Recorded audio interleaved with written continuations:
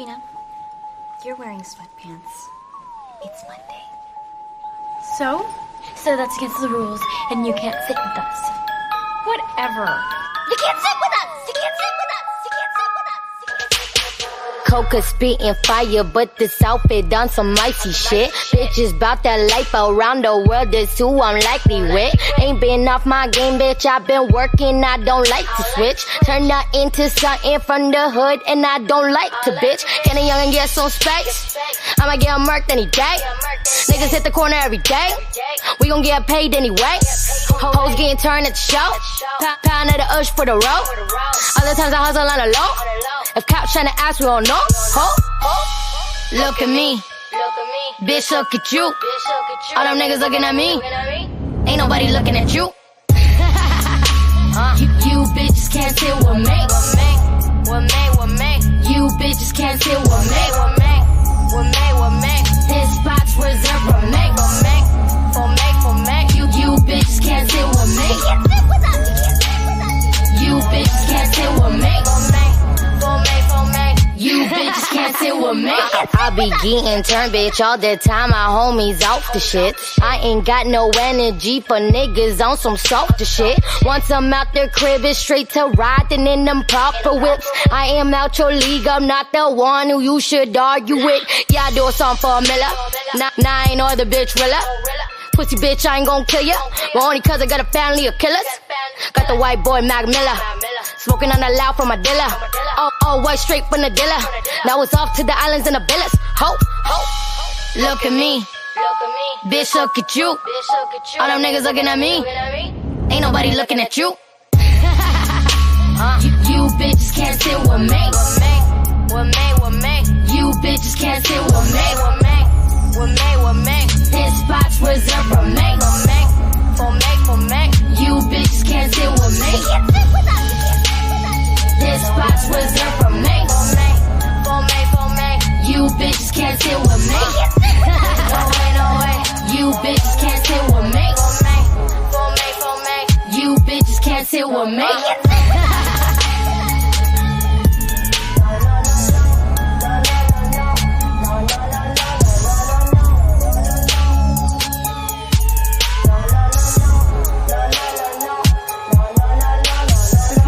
Fix me right now. Fine. You can walk home, bitches.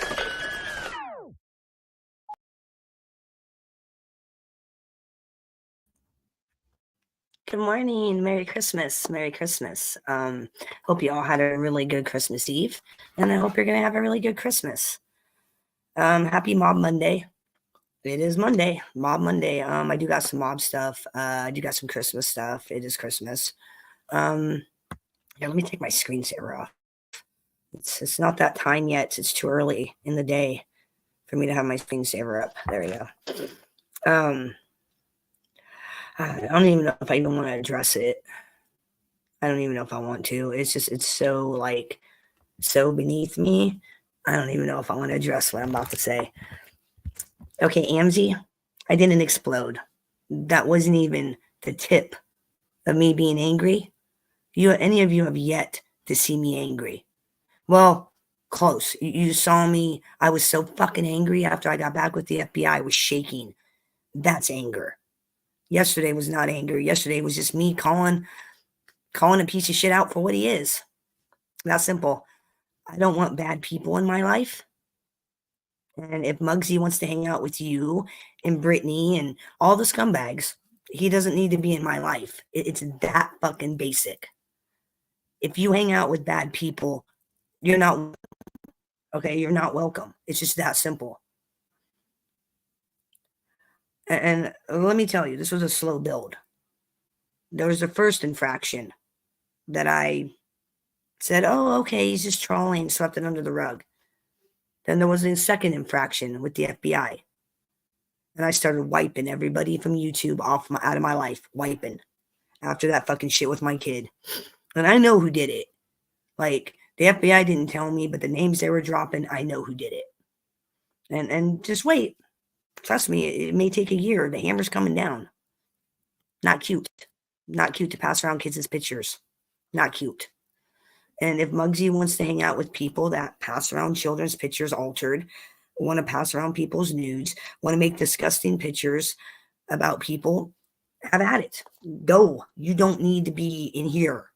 You don't need to be in my life. It's that very basic. It's that basic. If you did that scumbag shit offline, I wouldn't hang out with you. You get what I'm saying? Like, this isn't just an internet thing. This is, this person I talked to offline. I sent them a fucking Christmas present for Christmas. So it's not just YouTube internet shit. It goes beyond that. And if old boy Muggsy wants to be a fucking scumbag and hang around with scumbags, he doesn't need to hang around with me. I mean, that's your problem, not my problem. I am starting the new year with wiping all scumbags. And I mean what I say. If you're a scumbag and I know you talk to scumbags, don't hit me up. If you talk to Amzy, you talk to Brittany, you talk to Deadly, you talk to SoFlo, don't hit me up. I ain't the one for you. Be right back. Come on.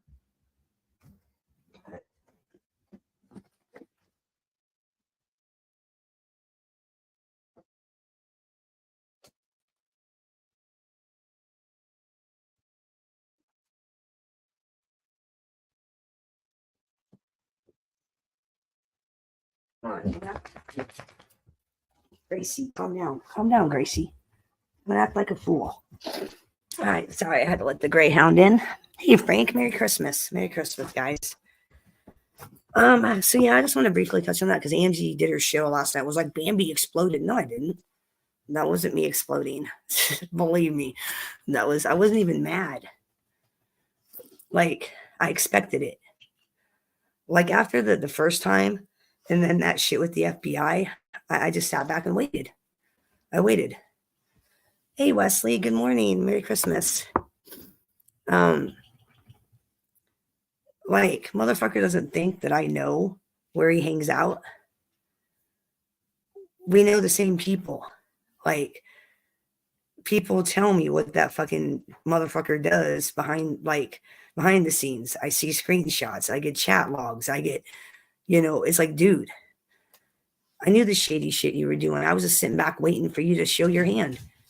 And when I found out that you and AMG were actually dating, that was enough for me. That was enough. Nothing you can say or anybody can say to convince me that that woman's a decent person. Nothing. Her actions over the past 2 years have shown she is not a decent person. You didn't see me reading her mother's obituary online, did you? No, you did not. You didn't see me doing 2 lives where I'm reading her mother's obituary and showing pictures. No, you did not. Because you won't, because that's scumbag shit. That's things your girlfriend does, Muggsy. So like I said, you want to hang out with scumbags, you don't need to be over here. I no longer am in your life. Okay? So just move the fuck on and then deal with it. You made your bed, now you can lie in it. You made it, now lie in it. And like I said, when the bottom falls out, I give it 2 months. 2 months tops, maybe 2 months. I'll be surprised if it goes past 4 months. Once the bottom falls out, and we all know it will, their patterns are very, very predictable. You can see it. We've watched it for 2 years. The patterns of Manzi, Brittany, Deadly, and those clowns, you just saw the pattern. So when the bottom falls out, and it will, I'm going to be right on top to say, told you so, ha, ha, ha. That's what you get for being a fucking Momo. Ha, ha, ha. That's what you get for tossing away a decent person for a scumbag. Never works out for the person tossed. I mean, I'll be fine. I got lots of friends. Lots of friends. I don't need fake scumbag friends. Had my fill of them. I've spent my year meeting scumbags. Yeah, she really is Brittany. That's why for the past year, I've watched her stab you in the back, not once, twice, 3 times, 4 times, over a little 27-year-old idiot. I've watched her pass around your kids' pictures with crude captions. That's a real good friend, isn't it? That's a great friend. That's somebody I want as a friend. No. And you're a con woman. You two are made for each other. You and her are con women. You con people. You play the, I'm a single mom. I need help. I'm the victim. You're not the victim. You're the perpetrator. You're the perpetrator. And I'm not afraid to say it. I've watched it for a year. I've watched it. I've seen how you move behind the scenes with your little fucking group of friends. I've seen it. And now the FBI's seen it. So just know, Brittany, your name was mentioned when the FBI contacted me. Yeah. You know, when you pass around pictures on Discord of altered kids, that's child pornography, Momo. Y'all fucked up. Y'all fucked up. And like I said, that's your mistake, not mine. You know, you guys are disgusting what you people do. You know, that picture of Johnny Mac's daughter, granddaughter, the newborn, with the caption, a whore just like her mother, was disgusting. You should be ashamed of yourself as a fucking mother. You should look in the mirror and ask what the fuck you're doing. What kind of example are you setting for your children? Because your children are young. I've already set the example for mine. Mine are pretty much grown. I've set the example. You are setting a horrible example for your children. You should really take a step back from your life and look at what the fuck you're doing. Just saying. You know, with friends like those, who the fuck needs enemies, right? Not me. And I tried to be your friend. But, you know, the constant scumbag shit on Discord, the constant scumbag shit in group messenger, you're not my kind of friend. You're not the person I want to associate with. And that's a you problem, not a me problem.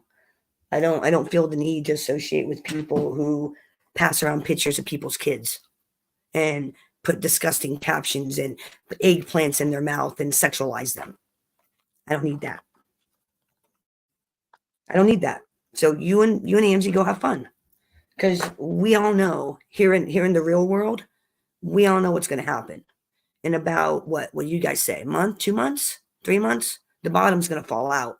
Brittany's going to play the victim. Amzi's going to play the victim. And it's just going to be the same fucking days of our lives bullshit that they've been pulling for the past 2 years. Same drama, same bullshit, same fucking characters. I've already seen that show. I'm not buying tickets for the repeat. Already seen it. Motherfuckers ain't conning me anymore. You know, and you get used. Stand-up guy used you. Fucking everybody uses you. And you go running like the victim. Hear my story. Go against Deadly, even though I'm just as guilty. I'm just at fault. Take some responsibility for your own actions. You know, I take responsibility for mine. I've apologized to that piece of shit when I said she killed her mother because you, Brittany, said she gave her mom kratom before she died, and she was coaching her brother what to say. Those were your words, Brittany. And then later, I talked to the person that actually saw her mother's autopsy, and they said, no. She didn't kill her mom. And I came on and apologized because that was wrong of me to say. But you perpetrated that fucking lie, Brittany. You perpetrated it. I knew nothing about her mother until you started running your fucking mouth to me on Instagram and back chats. Like I said, think about your own fucking actions before you come up here playing victim, because you ain't the victim of shit. You're the victim of your own doing. That's what you're the victim of. And I meant what I said. You're not welcome on this channel. So bye, Brittany. Have fun. You're not welcome. We don't hang out with people like you over here. You go hang out in your scumbag circles that you're accustomed to. You won't find scumbags in this chat room. Only decent people that want to help others, unlike you, who just want to take. Let's con a bunch of old men out of money. You know what? They didn't want to help you. They were doing that to spite pizza. They don't give 2 fucks about you, by the way. You're a fucking joke. Yeah, Brittany on back pages. Prostitute yourself out some more for money. What a great example of a mother you are. You should be ashamed of yourself. Ashamed of yourself. Thank God I raised my kids to be decent people. I can only imagine what your kids are going to be like. Can only fucking imagine. And can't even fucking speak. and your kids clearly have issues. Maybe you should take a look at your life and fix it. Fix it before it's too fucking late for your kids.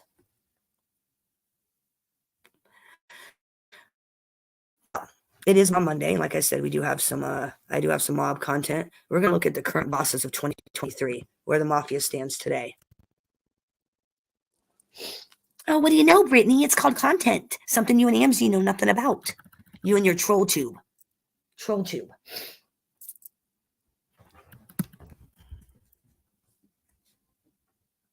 You know, and shouldn't you be getting ready for Christmas with your kids? You know, they're little. Shouldn't they be getting up for Santa Claus? Continues into 2023. Cartels rule the streets in almost every big city in the world, and law enforcement authorities have failed to end their terrorizing reign despite trying. From New York's rough streets to Chicago's back alleyways and beyond, here are 10. Oh, and since you're worried about my family for Christmas, we celebrated last night. They're going to sleep till noon, and then we're going to hang out later today. So since you're so worried about my kids in Christmas who are grown, my children are not little, that's what we're doing. Go fuck yourself, Brittany, you fucking whore piece of shit. Go fuck yourself. Dynamic criminal families and intriguing bosses keep the underworld's heartbeats thumping. By stealing ration stamps during World War II, Gambino made his Looks next like someone's black market million. That old Brittany. Number 1, Gambino family.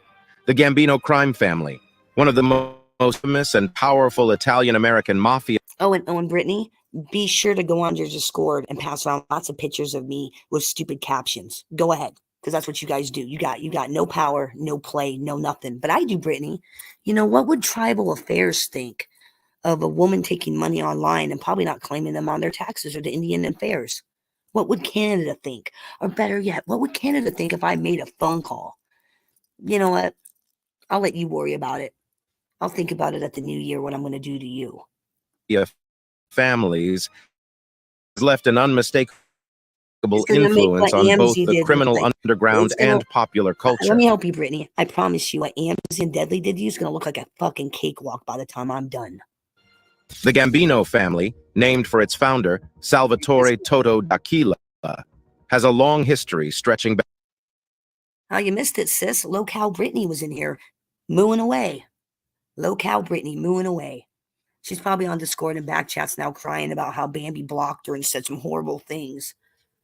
Oh, you think what I say is horrible, Brittany? Oh, wait, just wait. Just wait till the first of the year. I got all kinds of offline things that's going to take place. Merry Christmas, Brittany. I think you're going to get investigated by Indian and Tribal Affairs there in Canada. Just, I don't know, call it a hunch. Especially after the FBI talked to me about the pictures you and your friends pass around. Surprise! Merry Christmas. Back to the early 20th century, rising to prominence via unlawful operations such as racketeering, extortion, loan sharking. Actually, I'll be honest with you. I woke up in a really good mood. I'm in a good mood, and I'm in a mood to troll some locals. I am. I woke up in a mood to like troll the locals. A local came in, trolled the fuck out of her. Bye, Brittany. You're not welcome. So go ahead and come back in with all your troll names, because you'll say something stupid and you'll get bounced and kicked out again. Go ahead. And better yet, pass around more kids' pictures on back chat. Yeah, I dare ya. Double dare ya. Because believe me, the FBI already knows all about you clowns. And like I said, just wait till Tribal Affairs finds out. Because I did let the FBI know that you claim you're a Native American. So I'm sure they're investigating. Merry Christmas, Brittany. That's your gift from me. The feds investigating your bitch ass. Merry Christmas. And more to come. More to come.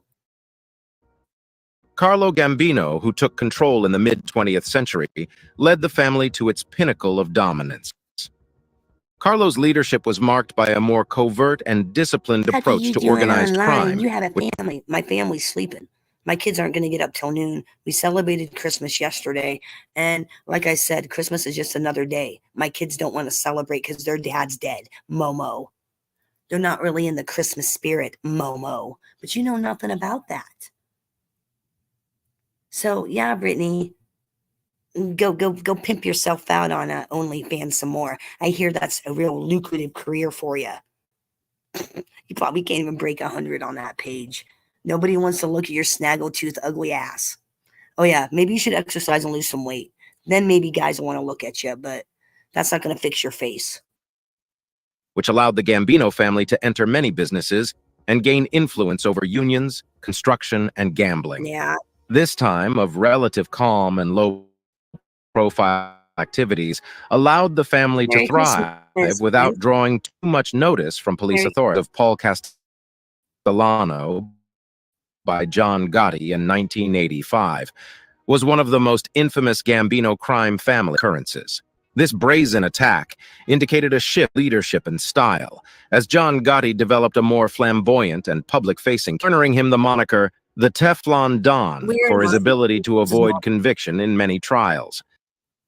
You have entered the Mafia Tube of YouTube. This is the Mafia MobTube community, where we talk about mobsters, and I kind of talk about everything, not just mob guys, because that gets boring. We talk about all kinds of things in here. Today, I'm doing the 10 active families and bosses of 2023. And then I got some Rick and Moses Christmas stuff I'm going to play. Gotti's charm and media-savvy techniques, however, led to his downfall in 1992, when he was convicted of taking people's lives and racketeering charges. Following Gotti's arrest, the Gambino family experienced a succession of leadership changes, as well as internal power battles and law enforcement crackdowns. The official boss, Domenico Cefalù, began his career in 1990 with the Sicilian Zip Crew commanded Captain Pasquale Cefalù against Conti, which resulted in jail time for civil contempt. He rose through the ranks to become the family's underboss in 2005, in charge of the Sicilian faction. Cefalu's tenure was tarnished by legal entanglements, as indicated by his 2008 arrests on racketeering, conspiracy, and extortion charges, which resulted in a 2-year jail sentence. Following his release in 2009, he climbed to the position of formal leader in 11, a succession of interim managers, notably Lorenzo. Welcome to MobTube. I'm Bambi. I don't know who that is, so you'll have to maybe give me a little synopsis of who that is. The name's not ringing any bells. Enzo Menino ran the family's affairs under his supervision. After completing a 15-year jail sentence for drug trafficking and manslaughter conspiracy, Lorenzo Menino, a senior player in the family's Sicilian side, took over as acting boss. He succeeded Frankie Boy Cali, who passed away in 2019. Menino's lengthy association with the Gambino family administration, as well as his influence inside the Sicilian faction, highlight his importance in the family's contemporary dynamics. 2. New England Mafia. The New England Mafia, often known as the Patriarcha crime family, has a long history in the northeastern United States criminal underground. Beginning in the early 20th century, the family has left an indelible stamp on New England organized crime, engaging in a variety of unlawful operations and surviving decades of law enforcement attempts. The New England Mafia has its origins in the wave of Italian immigration in the United States. During the Prohibition era, when the demand for illegal alcohol created a rich opportunity for criminal businesses, the family's dominance began to consolidate. The family swiftly extended their enterprises, including gambling, loan sharking, and labor union infiltration. The Patriarcha criminal family has been involved in several major confrontations and power struggles throughout its existence. Internal conflicts and external rivalry led to violent clashes and leadership changes throughout the 1960s and 1970s. The family's reach went beyond its New England roots, having ties to other organized crime groups around the country. Carmen Sal, aka the Big Cheese D'Annunzio, who was born in 1957, rose to prominence within the Patriarcha criminal family. It's no wonder why this man got the Big Cheese. His criminal career took form as he ascended through the ranks, eventually becoming the organization's second-in-command. D'Annunzio's links to the family's activities were cemented by his relationship with Anthony D'Annunzio, a fellow mobster and former acting head of the organization. When D'Annunzio became chief of the Patriarca criminal family, his leadership role took on a new dimension. His management style and techniques reflect the family's efforts to adapt to new law enforcement tactics and criminal environments. The ascension of D'Annunzio to the top of the family hierarchy emphasizes the significance of familial relationships and connections inside the complicated network of organized crime. His career as the current ruler of the Patriarca criminal family exemplifies the organization's tenacity and capacity to thrive in the face of adversity.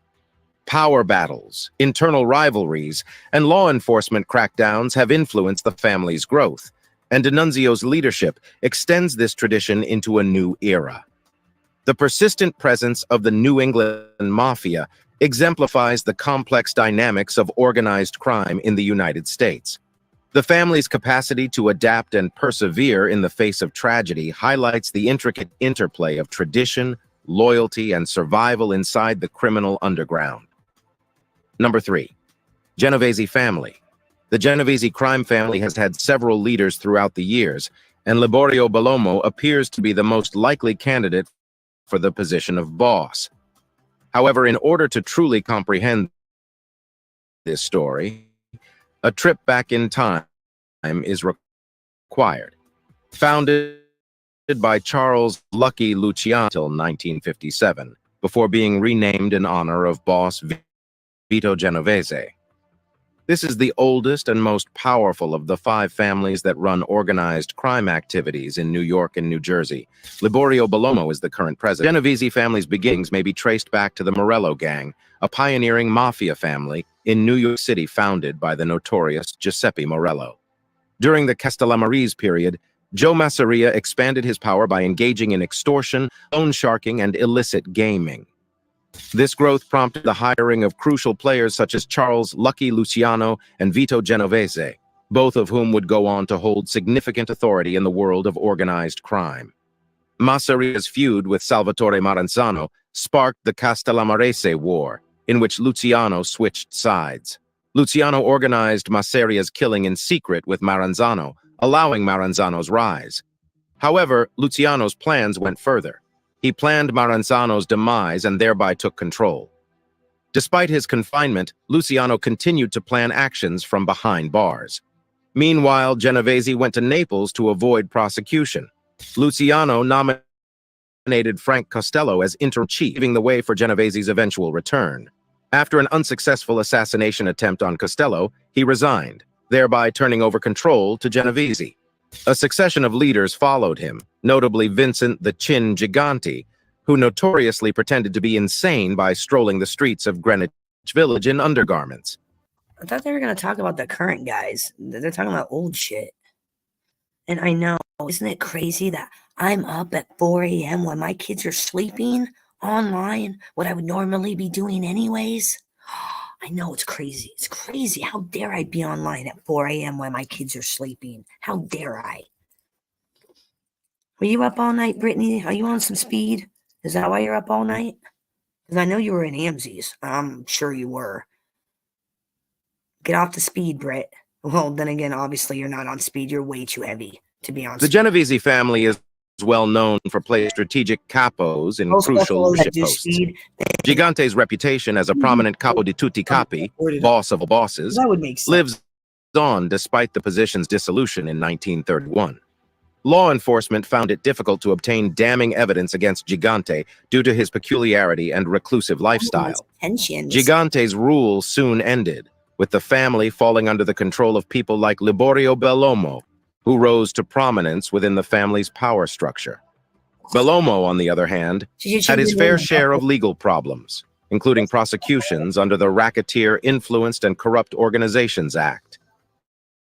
However, some charges were dropped, and his family leadership endured, as indicated by his ultimate release from prison. Number 4. Buffalo family. The Buffalo crime family, a powerful syndicate within the American Mafia, has a long history in the city of Buffalo, New York, organized crime environment. With roots in the early 20th century, the family established itself as a strong force in illegal operations, leaving an unmistakable impact on the city's underground. The Buffalo crime family dates back to the Prohibition era when Italian immigrants in Buffalo began building criminal networks. The family immediately established a big presence in the local criminal environment, engaging in crimes such as gambling, loan sharking, and labor union manipulation. The family's power grew when it entered the illicit alcohol trade, seizing on Prohibition's demand for bootlegged whiskey. Power struggles and terrible battles have marked the family's history. The Castellamarese War, which raged in the 1930s, was one of the most notorious battles. The Buffalo crime family became involved in the greater struggle for control within the American Mafia, siding with the Castellamarese faction against Joseph "Joe the Boss" Masseria's troops. The conclusion of this battle, characterized by the killing of Masseria and the ascent of Lucky Luciano, changed the Mafia's national balance of power. According to recent reports, Joseph A. Todaro Jr., also known as Big Joe, is a key position in the family's current leadership. Todaro Jr., who was born in 1945, is best known as the proprietor of La Nova Pizzeria, a well-known pizzeria business in western New York. His father, Joseph Todaro Sr., was a pivotal figure in the history of the Buffalo crime family, Todaro Jr., and his father has been accused of being a leader in the American Mafia, namely the Buffalo crime family. Todaro Jr., on the other hand, has angrily disputed the claims. Because of the family's participation and influence in organized crime, there has been conjecture regarding their positions in the syndicate's hierarchy. The Todaro family's purported ties to the Buffalo crime family's leadership show the family's long-standing presence inside the criminal organization. The history of the Buffalo crime family exemplifies the growth and persistence of organized crime in the United States. Despite evolving landscapes and law enforcement crackdowns, the family has managed to maintain its influence in Buffalo and abroad, adjusting to changes while preserving its criminal past. Number 5. Bonanno family. The Bonanno crime family, formerly known as the Maranzano crime family, is a significant member of the American Mafia, one of the classic crime syndicates. Its origins may be traced back to Salvatore Maranzano, but after his assassination, the keys were passed to Lucky Luciano, who oversaw the Bonanno family's expansion. However, the Castellamarese War began in 1930, sparked by a disagreement over bootleg booze seized by Joe Masseria and growing into a deadly war. The Castellamarese group, commanded by Niccolo Schiro and subsequently Salvatore Maranzano, was attempting to seize control of New York's underworld during this time. Maranzano won, establishing 5 Cosa Nostra families: Luciano, Mangano, Gagliano, Profaci, and Maranzano. He also took on the title of Boss of Bosses. Nonetheless, Luciano interfered. Maranzano was deposed, and the commission emerged as the arbitrator of mafia matters. Joseph Bonanno was chosen to lead the Maranzano family, which was afterward renamed the Bonanno dynasty. At the age of 26, Bonanno became the nation's youngest mafia boss, pushing the family into illicit gaming, loan sharking, and drugs with the support of the Buffalo criminal family, which gained power in Canada. A defining aspect of the Bonanno family's character was its adherence to the old world values of honor, respect, and dignity. Under Bonanno's leadership, membership was limited to Castellamarese Sicilians. This strict adherence maintained the family's closely knit status. Bonanno fostered relationships with fellow bosses such as Joe Profaci, solidifying his standing in the commission. However, tensions arose within the family due to Bonanno's absence and political maneuvers, culminating in the infamous Bonanno War. Bonanno escaped to Montreal, leaving his subordinate Joseph Magliocco to face the commission's fury. This was a shift from the ideals Bonanno had previously advocated. Before Bonanno's comeback and eventual retirement in 1968, the family underwent a 2-year internal feud, heralding the conclusion of the Bonanno War. Several leaders followed, but the family suffered losses before rising to become the most powerful in New York at the turn of the millennium. Michael "the Nose" Mancuso is the current head of the Bonanno family. Mancuso was sentenced to 15 years in prison. Despite his incarceration in 2022 for breaking his parole conditions, Mancuso remains the Bonanno family's leader. Number 6. Chicago Outfit. The Chicago Outfit, a well-known and long-lasting criminal organization, has a history that is entwined with the rise of organized crime in the United States. The outfit emerged as a force during the Prohibition era, participating in a variety of criminal operations and becoming identified with the city's underworld. The Chicago outfit had its origins in the early 20th century when Italian immigrant groups in Chicago began organizing into criminal syndicates. The outfit rose to prominence under the leadership of renowned personalities, such as Al Capone, profiting from the lucrative trade in bootlegged booze during Prohibition. This time cemented the outfit's reputation for ruthlessness and control over illegal enterprises. The St. Valentine's Day Massacre in 1929 was one of the most memorable fights involving the Chicago outfit. In order to assassinate competitor George Bugs Moran, Al Capone's thugs staged a lethal ambush that resulted in 7 murders. The slaughter spree exposed the outfit's harsh methods and Capone's grasp on power to national notice. The outfit was embroiled in several internal power struggles and foreign battles in the years that followed, demonstrating its durability and flexibility. Rivalries with other criminal organizations, as well as conflicts inside the outfit itself, contributed to a series of attacks and power upheavals. According to recent allegations, Salvatore Soli di De Laurentiis is the boss of the Chicago outfit. De Laurentiis, who was born in 1939, joined 9. His responsibilities grew to include directing activities in Lake County, Illinois. However, De Laurentiis, along with numerous other high-ranking outfit members, were charged in the Good Ship Lollipop case in 1993. The Cicero Street crew was responsible for mob attacks in this case. De Laurentiis was later sentenced to 17 years in jail and released in 2007. De Laurentiis ascended to the position of head in 2014. De Laurentiis' ascension to the post of boss was a continuation of the outfit's tradition, demonstrating the organization's capacity to regenerate leadership despite years of jail and 11. Colombo family. The Colombo family, formerly known as the Profaci family, dates back to the aftermath of the Castellamarese War. Profaci and Magliocco took over after Maranzano's death, which Lucky Luciano engineered.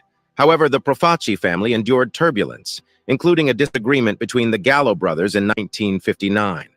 Magliocco took over after Profaci passed away due to cancer in 1962, continuing the internal conflict. However, Magliocco's relationship with Joseph Bonanno, who plotted murders against the commission, put him in a precarious position. Bonanno faced the commission, revealing the conspiracy through Joseph Colombo. Colombo's trail broke family relation, youngest New York mafia boss, and the first to be born in the United States. His leadership tried to stabilize the family, which was riven by internal strife. To combat prejudice, he created the Italian-American Civil Rights League in the year 1970. This effort, on the other hand, drew undesired conflicts with Joe Gallo sparked a second battle. The League's rallies drew criticism, resulting in an assassination attempt on Colombo. He survived but remained paralyzed his incapacity. Persico took over as leader, with his brother Alphonse serving as acting boss. Following Alphonse's incarceration, Victor Arena was designated acting leader for the time being. Arena's effort to grab power provoked, resulting in the Third War, a series of conflicts. Numerous casualties occurred, and the Colombo family experienced turmoil at this time. Carmine Persico, a pivotal player in the family's history, active entity. Number 8, Detroit Mafia. The Detroit Mafia, often known as the Detroit Outfit, has a long history in the annals of organized crime in the United States. This criminal organization emerged from the shadows of Prohibition and has weaved its power into the fabric of Detroit's underground, engaging in many unlawful with Italian immigrants serving as the organization's foundation. The ability to profit from the illegal alcohol trade became a motivation for the developing criminal industry as prohibition gained root.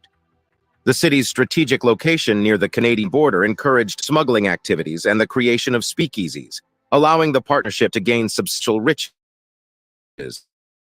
and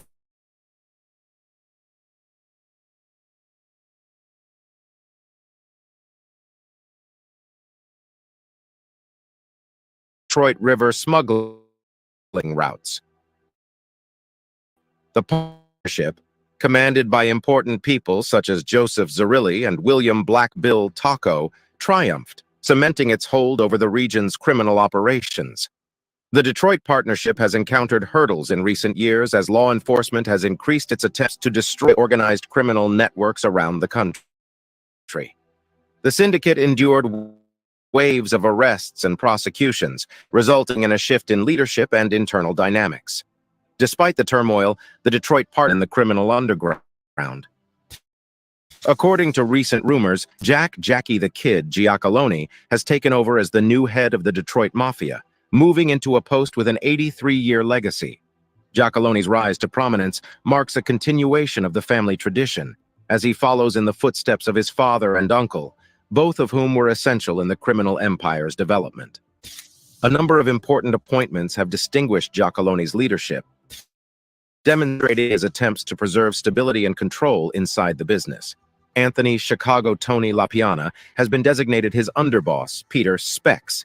Tocco has been named his street boss, and Anthony Tony Palazzolo has been named his interim consigliere, with the possibility of a permanent post in the near future.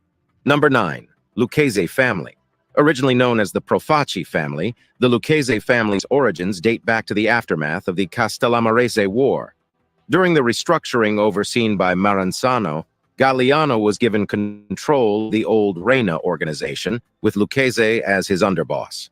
Galliano and Lucchese steered the family to riches throughout the 1930s and mainly in the trucking and apparel businesses. Galliano kept a low profile, preferring to communicate through Lucchese. Gagliano was able to is known about Gagliano's later life. The shift from Gagliano to Lucchese as a leader is uncertain. Despite this, Lucchese assumed control, directing the family along Gagliano's established course. The Lucchese family profited enormously under Lucchese's leadership, becoming one of the most prosperous in New York. Lucchese formed intimate relationships with powerful politicians and legal officials, strengthening the family's influence. While Lucchese's public presence waned, he fostered the well-being of his subordinates in order to foster loyalty and confidence. Lucchese's period also saw Genovese and Gambino come to prominence in their own families. However, tensions between Genovese and Gambino increased over time, resulting in Genovese's incarceration on narcotics charges. With Genovese out of the picture, Lucchese and Gambino took over the commission. Lucchese remained active until his demise in 1967, having never faced incarceration. Okay, Workweavers people, tell me what the deal is. I'm following the chat. Yeah, Steph told me yesterday that I guess he was stalking Brooke. I haven't seen him do any stalking behavior in my chat room. So if you guys know what the story is, let me know, because I have no idea. I have no idea. He's not done anything in here. He's always been respectful. So I don't know the stories. I'm just finding, like, yesterday I found out from, like, Seth. It's like I don't know the story. I'm not privy to a lot of it. So if you guys know, please inform me on the back chat or let me know here. Incarceration during his 44-year rule. During his leadership, the Lucchese family's power grew, with a foothold in East Harlem and the Bronx and over 200 members. Okay, so it's not the same Jude. Rapper, you have somebody stalking people in other chat rooms under the same name. You have a troll that's like harassing people that I know. So just letting you know. Okay, it's not the same dude, Denise, I'm guessing. Like I said, I don't know the story all that well. Yeah, The Lucchese family suffered a dark time in the late 1980s under Vittorio Vic Amuso's harsh leadership, supported by Anthony Gaspipe Casso. Their rule was one of the bloodiest times in mafia history. Disputes over the Jersey crew's wages led to Amuso and Casso demanding the crew's annihilation, generating the notorious whack Jersey order. And Casso's Musso and Casso was marked by a series of killings and executions aimed at suppressing perceived informants. Ironically, these acts compelled some targets to become spies, jeopardizing the family's anonymity. The family power struggle and failed attempts to neutralize perceived threats developed an environment of suspicion and deceit. The Lucchese family remained in business over the years, however, under different leadership. Notably, Amuso stayed in charge even while in prison. Amuso's rise to dominance began with him working as an enforcer for Joe Gallo. He then joined the Lucchese family and ascended through the ranks. In his final role as supervisor, he oversaw a ruthless system that resulted in... Okay. This is not the current standings at all. What the fuck is this? This video is making me mad. Check it out. See, you can't say I'm not in the Christmas spirit. See, check. Using my little Christmas ball.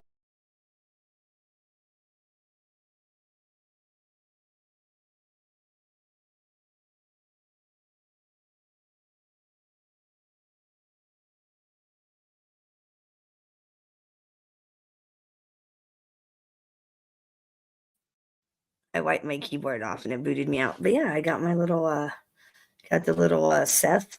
I call my little gingerbread man Seth. It just reminds me of help. He's got my leg. He's like got his arms up. Help. It's funny shit. Yeah, when I saw that, I was like, I'm gonna name this bong Seth, because the gingerbread man reminds me of Seth when he went when he went to old Squiggy's house, and he's on the ground going, help. He's got my leg. He took my leg off. That's just kind of what this gingerbread man reminds me of. So, I got this from Daily High Club, courtesy of Daily High. I get a box every month. Every box has a themed bong. You get wraps, a pipe, some other really cool accessories. You don't get any weed. It's not like, doesn't come with weed. It just comes with the smoking accessories. But this is this month's box, the little... my little Christmas cup. So that's, I'm in the Christmas spirit. I'm smoking my Christmas bong. Smoking the Christmas bong this morning. But yeah, I named it Seth. That's the Seth bong, just because the gingerbread man reminds me of Seth Warriors for some reason. It makes me giggle. So this video... in internal turmoil and informants. Despite the upheaval and leadership changes, the Lucchese family perseveres. Today, Vittorio Vic Amuso supervises the family from behind bars. Number 10, Philadelphia Mafia. The Philadelphia crime family, often known as the Philadelphia Mafia or Philly Mob, has a long and illustrious history that is inextricably linked to the growth of organized crime in the United States. The family, which emerged in the early 20th century, was one of the most powerful and persistent criminal groups, exercising influence not only inside the city, but also across the country. The Philadelphia crime family dates back to the Prohibition era, when the illegal alcohol trade provided a rich opportunity for industrious criminals. The majority of the organization's members were Italian immigrants from Sicily. The family swiftly became a key role in a variety of illegal operations, including bootlegging, gambling, loan sharking, and labor union manipulation. The deadly Castellamarese War of the early 1980s, a struggle for domination inside the American mafia, was a watershed episode in the family's... I agree, because the one that's been coming in here is a decent guy. It wasn't until yesterday when Seth was like, rapper's been stalking. I'm like, what? I'm like, the same guy? It doesn't seem... I'm glad you said that. Start spreading the word that the rapper that hangs out in my room isn't the same guy, because I don't want him attacked, either for that reason, when it's not even the same dude. All right, real quick, just because this was last year, this was the year before last, Daily High Club bong. You smoke out of the head. And then this was last Christmas's bong for Daily High Club. And then it came with, I had like a little stand that came with the this one, with that one. And then the coffee cup one that I got today, or got this month, came with this little elf guy, little silicone pipe. It's got a little stash jar on the top. It's not bad. I mean, I love my Daily High Club, and I pimp the fuck out of it on my show. Daily High Club. But yeah, so I got a lot. I got like a huge bong collection because I like collect bongs. I'm a member of like Daily High Club, so every month I get a new bong that comes with my box. I got a lot of them. I don't use any of them. I rarely use them. Like I used this one last year at Christmas time, but I don't usually use them. I usually use my Cup C. My Cup C is like my go-to smoking device that I smoke out of normally. Yeah, I'll let people know on my end that it's not the same dude because like Seth was like blah blah blah, and I'm like, what? I'm like, yeah, it's like I don't know him all that well, but he's been a gentleman in my room. I don't seems like an okay fella. So I didn't really know the story, so I'm glad you said something. I'm glad you said that because I was all confused. When Seth said that to me, I was like really confused. I was like, what? History. The Philadelphia crime family, led by the fearsome Salvatore Sabella, fought alongside the Castellamarese faction against the forces of Joe the Boss Masseria. The final triumph of the Masseria side, backed by Charles Lucky Luciano, was a watershed moment, paving the way for the formation of a more organized mafia organization under the Five Families of New York. Despite internal power struggles and law police crackdowns, the Philadelphia crime families retained its dominance throughout the years. The group was involved, reinforcing its reputation for violence and devious tactics. Angelo Bruno and Nicodemo's Little Nicky Scarfo were important characters in creating the family's identity. The family's wealth began to dwindle in the late 20th century, however, when a succession of indictments, along with internal struggles, eroded its grip on power. Rival groups fought for dominance, resulting in a period of unrest marked by betrayals and violence. Despite the difficulties, the family managed to live, but with lessened strength. The Philadelphia crime family's leadership has shifted in recent years. Mikey Lance Lancelotti rose to prominence in the organization's structure. Lancelotti is claimed to have a low-key leadership style that is focused on sustaining the family's primary operations, such as illicit gambling and loan sharking. Oh, really? While his ascent to prominence may not have received the same amount of public exposure as some of his forefathers, his impact within the criminal underground is significant. The Philadelphia crime family has new obstacles in adjusting to the changing environment of criminal activity as law enforcement agencies continue their attempts to destroy. All right, so that was the current mafia boss standings of 2023. That's where the mob is at. This is Mob Monday after all, even though it's Christmas, it's still Mob Monday. So I want to do a little bit of mob stuff. How's everybody doing? You guys ready for your kids to get up? And if you have kids, like I said, we're not really celebrating this year. My kids is just, they're older and they're just not down with it. Oh, and Tony Pizza, you want to talk about me using fake things? You see the choker in that picture? You pay good attention to it. It's right here. So don't talk about me using younger people's photos. That's my photo. Here's the choker. I got the choker to prove it, motherfucker. Yeah. I guess you don't know anything about programs and taking pictures, or you don't know shit about that. So I got the choker right here in my hand. It's not my fault you don't know how to take good pictures, Pizza. That's your problem, not my problem. Yeah, my kids are older and they just, like, I think this is the first year that, like, grief and the fact that their dad's not here has really set in. Like, last year, he died in August.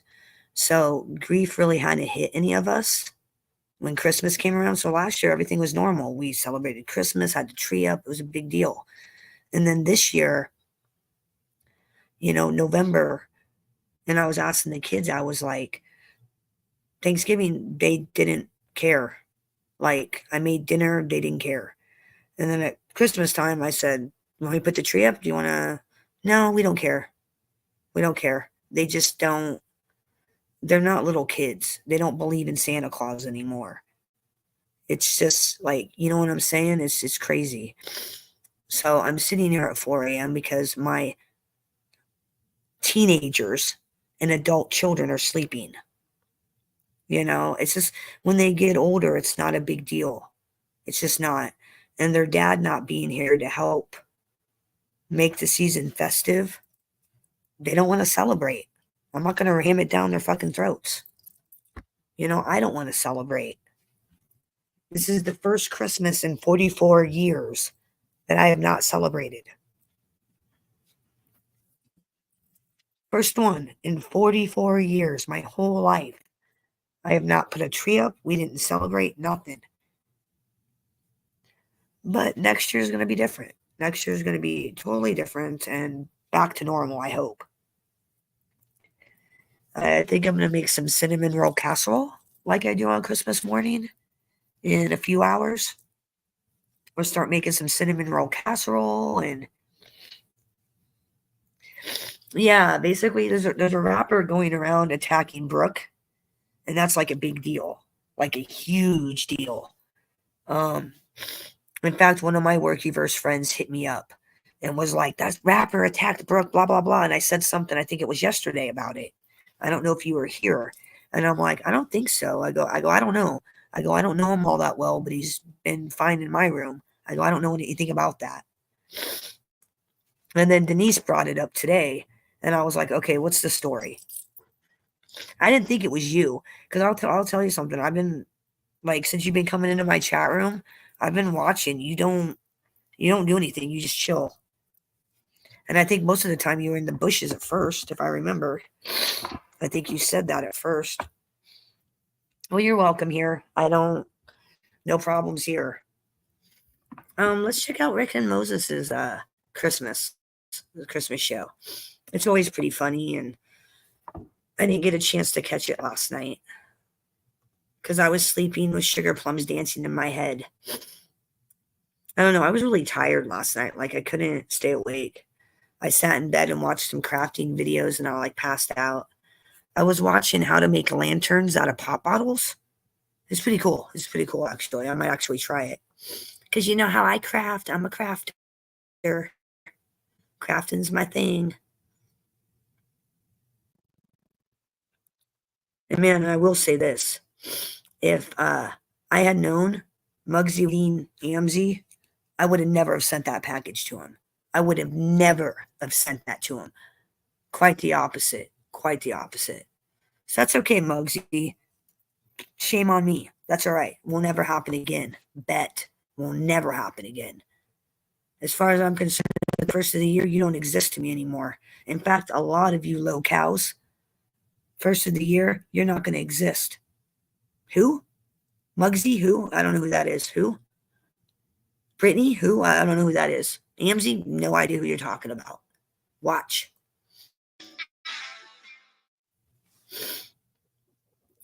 Yeah, I didn't think so. Hello. I don't. You're gonna die.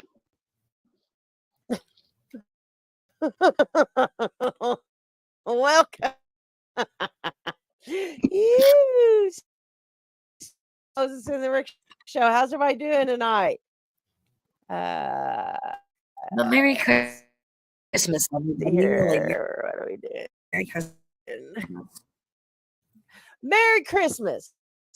Merry Merry Christmas. Merry Christmas. Merry, Oh, Merry, come on. Merry, That's Merry. right. Merry Christmas. And in the spirit of the season, we got a lot of stuff for y'all. We got some gifts. We got some top tens. Happy holidays to you, Miss Andrea. Her name is Andrea. Hello, Andrea. We do things behind most back.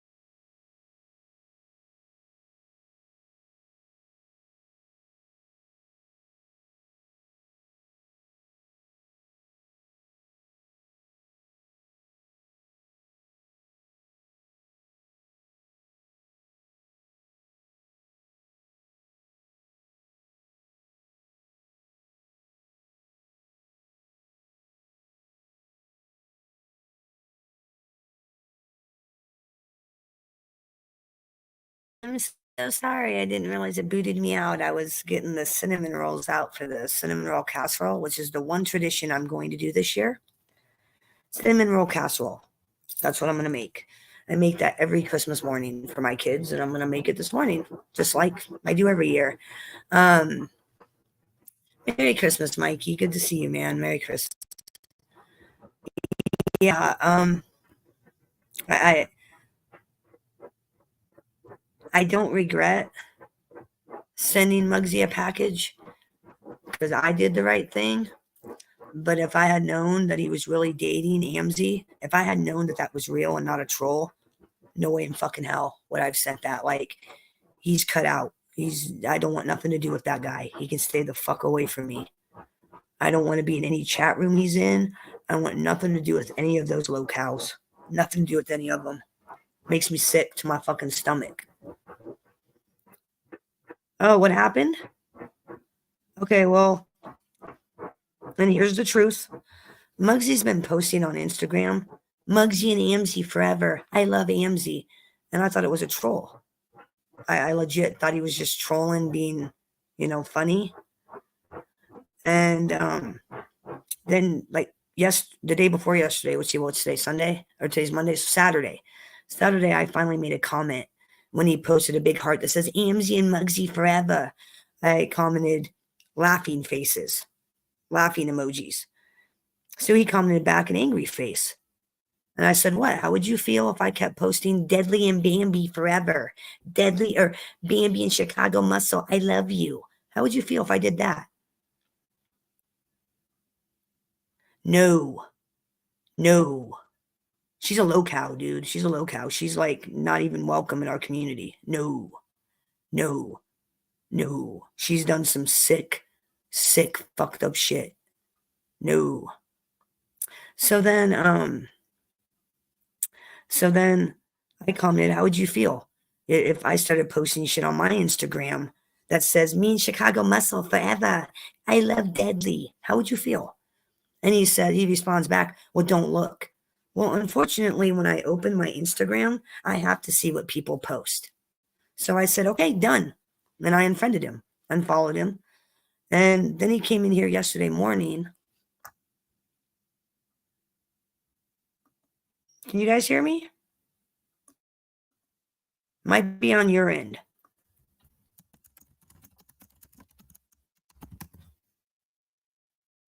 Do we have sound? People, sound? Do we have sound? Somebody give me a 1. Okay, thank you. I'll wait till Mikey gets sorted before I continue the story, because I don't have to keep repeating it. Okay, so then yesterday morning he comes in my chat room. He says I'm disgusting and says I need help. And I said, well, you know what, old boy? You need help. I go, you knew what those people did to me. You know how they pass around kids' pictures. You know the sick shit Amzy, Jules, and all those sick bitches do. You knew. I go, that's on you. I go, I don't want to be friends with anybody who's friends with them. I don't.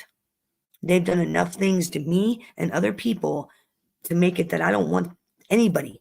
If you're friends with them, you don't belong in my chat room. You don't belong in here, because we are not those kind of people. I don't pass around. I've never once passed around her kids' pictures. I have them. I have a picture of her kid in a hospital bed with a neck brace after it fell out a window. I've never once released those pictures. In fact, I didn't even want to fucking see them. You know who sent them to me? Brittany sent them to me. Yeah.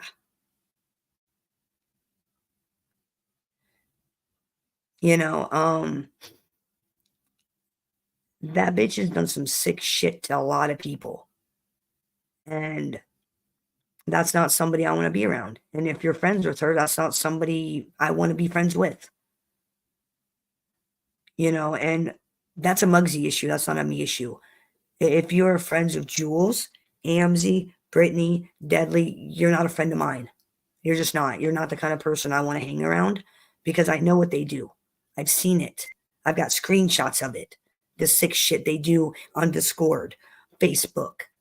It's so bad that the FBI is investigating. Okay? And Muggsy knew about it. And let me tell you something else, Muggsy.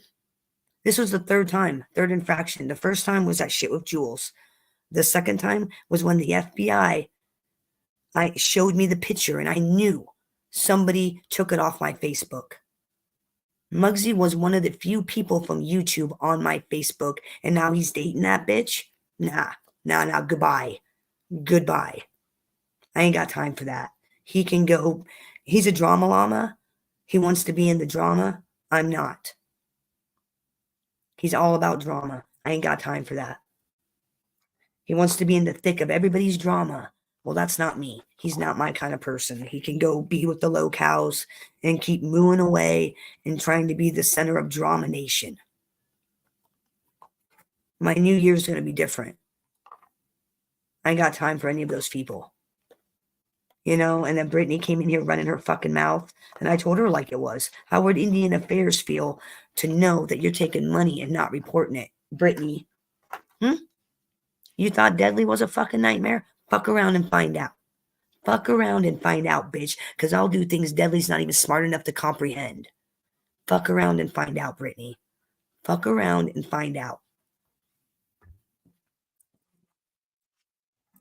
You know, when I start calling the Canadian authorities on your bitch ass, something will get done. Bet. I just don't care enough about you to bother. I don't care enough about you to even pick up my phone and go, what's the number to Indian Affairs? I just don't care. You're nobody. You're nothing. You're a low cow. Bottom feeding con woman. You and your fucking whore friend. The both of you. Disgusting bitches. That should be ashamed of the example you're setting for your children who are small and very impressionable. I can't impress my kids. They've been grown. I've raised my children. I've raised them. They're the people they're going to be. I can't influence them anymore. But you can influence your fucking kids. And if I were you, I would take a good hard look at your life and think, do I want my kids to act like me? Do I want my kids to be a struggling single mom? Do I want my kids to not have a dad? Do I want my kids to struggle in life because of the example I'm setting? Because that's what you're showing, Brittany, AMZ. You're showing your kids how you don't have to work. You can sit on your fat ass, milk men out of money, and that's how you live your life. Not in my house. I raised my kids to work, go to school, be decent people. It's not too late. Not too late. I'm just saying, look at your life. That's the example you're setting for your children. Just saying, if you want your kids to be struggling like you, keep showing them how to live. Because that's what's going to happen. Your kids are going to be struggling adults because they followed their mother's footsteps. Hopefully they're smart enough to follow their dads. And I hope their dad's 10 times the better person than you are. Obviously he is because he's not with you. So obviously. Just, throwing that out there. But yeah, that's what happened, Mikey. Muggsy wants to date AMZ. I don't want to be his friend. It's that simple. He knows, and he can't sit there and say he doesn't know the disgusting shit they've done, because he does know. He does know, just like you, just like everybody else. I just don't turn a blind eye to it. One time is an I'm sorry I can forgive. 3 times, no sorries you can say will make it right. And as far as I'm concerned, Muggsy and I will never be okay. I will never be his friend. I don't care what anybody fucking says. He showed what kind of shady scumbag he can be, and he is. Got time for that. Well, I do, Mikey. That's the thing, is I talked to him behind the scenes. I thought we were friends.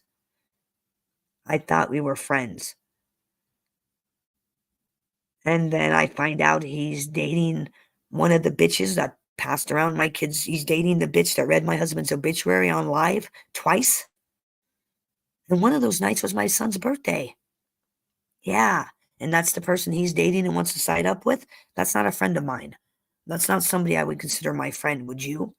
Would you consider that a friend of yours? Not a friend of mine. You know, how would, I mean, would you even want to be friends with somebody if they were reading your wife's obituary online? Would you want to even be friends with somebody who talked to that person? No, you wouldn't. That's the difference. Is he knows what those bitches have done, and now he wants to date her and be best friends. That's not my kind of friend. That's not somebody I consider a friend. That's not somebody I would have in my real life, and it sure as the fuck ain't somebody I'd hang around with online.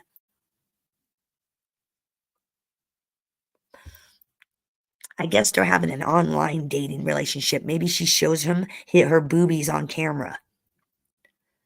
You know, or maybe they have little sex talk in Instagram. I don't know. I don't care.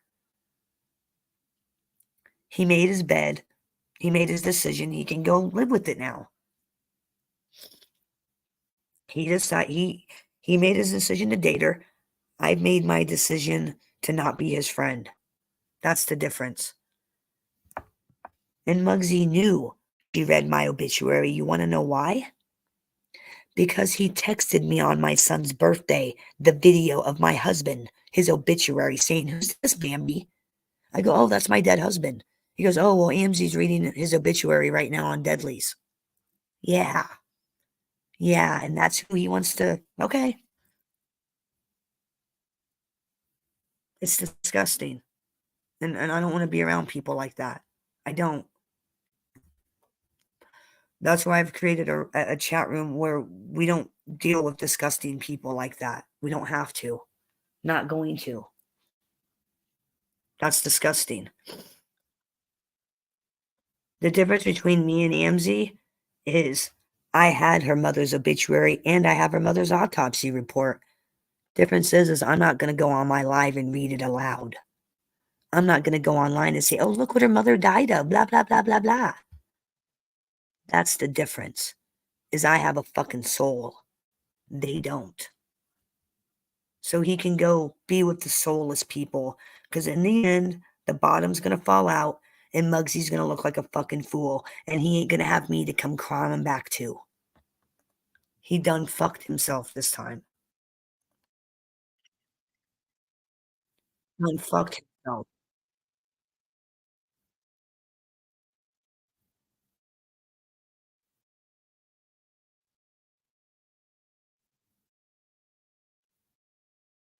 So why don't we start it? Hey, rapper, I'll tell Seth that the rapper that's stalking her doesn't have any followers. Dude, I'll help you out. Believe me, you're not the same guy. Exactly, Mikey, and I chose not to be his friend anymore. He made his decision, I made mine. Only he's the one throwing a tantrum about it, coming in here calling me names. And it's like, well, dude, you're dating a fucking scumbag. I'm sorry, I don't want to be friends with you. That's you. You chose that. You chose to date that hoe, not me. You made that decision. You know, how would he feel if I started dating Muggs? I started dating Deadly. Hey, Deadly, want to hook up? Because believe me, I can actually drive to Ohio. Unlike Brittany, I can actually come to Ohio. Hey, Deadly, let's go out. Let's hook up. Deadly and Bambi forever. How would you like that, Muggsy? Fucking scumbag. Scumbag piece of shit. She said, Andrea said, "I give y'all permission to dox my number, rip shit to Tromo." Now, your number has been doxed enough. We are going to retire it and say that's no longer a good troll. I'll be honest with you. I am one of few content creators that is standing their ground. Like, you don't understand. There's been so many flip-floppers in our community. It's sick. I'm not going to waver. I am who I am. You know, and I'm not going to change my morals or what I stand for because I want to be popular or I want to be in some fucking stupid low-cow community. No, thank you. I'm supposed to be butthurt because of a bunch of low cows? No. Now, if Ryan Reynolds did that to me, I'd probably kill myself. You know, if Joe Biden was online calling me names, I'd probably kill myself because that would have an impact. What I mean is, if Joe Biden was to come online and say, "Bambi Palermo is a piece of shit," that would have real life consequences. there would be real life nutters I'd have to worry about. I mean, that's serious. A bunch of low cows talking shit ain't a hill of beans to me. Don't mean anything. It don't mean anything in my real life. It doesn't affect my online life. It doesn't affect anything. A bunch of low cows. You know, to put it into perspective for you, Denise, it would be like Square talking shit about me. Square or Rooski. Fuck that. Nah. by I our ain't- standards. Yeah. But you know, we could We'll put have Rebels. We'll put Rebels number in the chat. Well, it's only sealed when you don't know the coroner. I know the medical examiner where her mother died. And it was the medical examiner that told me how her mother died. She said, no, she didn't kill her mother. I said, oh, really? She goes, no, her mother died of natural causes, blah, blah, blah. And I was like, oh, okay. And I came online and I apologized for saying that. But you know, Brittany was the one that told me she gave her mother kratom, got in a fight with her mother an hour before she died, and then was coaching her brother on video what to say. That was Brittany that said all that to me. It was my friend who's a medical examiner down there that told me otherwise. So there's a history, you know, and the difference between me and them is when I'm wrong, I say I'm sorry. They don't. They keep pushing the false narrative. That's what we'll do. because see, that's the thing, Andrea, is that not Well, they only will. They're has scumbag too. oh, hi, hello, you're dead, giving your phone number out to people who didn't want it, who you didn't want to have it, but he also gave Rebel's number out. So he's just You lied. You lied. Jump out. Jump out. You did not. He did not break my friend. He is my. And I'll be honest with you, a lot of these people, like I said, in Paula's room, I was in Paula's room this morning. I was like, I don't know why all these low cows are kicking off right before Christmas. I don't understand what their fucking deal is. And over the past 2 months, people have really been showing their true colors. Like I said, my internet circle offline has gotten really small. Really small. friend, and we both love Andrea. Oh, she said I was just starting to make friends. I know. I like when people prank call me. I just, I go with it. Well, that's because it's a the best way criminal. to do it. That's because of a criminal investigation. He was murdered. It wasn't natural causes. That's the difference. Murder investigations, the autopsies will often be sealed because they don't want the suspect to know what they know. So that makes sense. If the dude was murdered, that makes sense. They're almost always sealed until court. This was natural causes. Like I said, I know the medical examiner. It's a long story, and I don't really want to get into it, but I was wrong. I said I was wrong, and I apologize. That's the difference between me, AMZ, Brittany, and the locals. Merry Christmas, Angie. Good morning.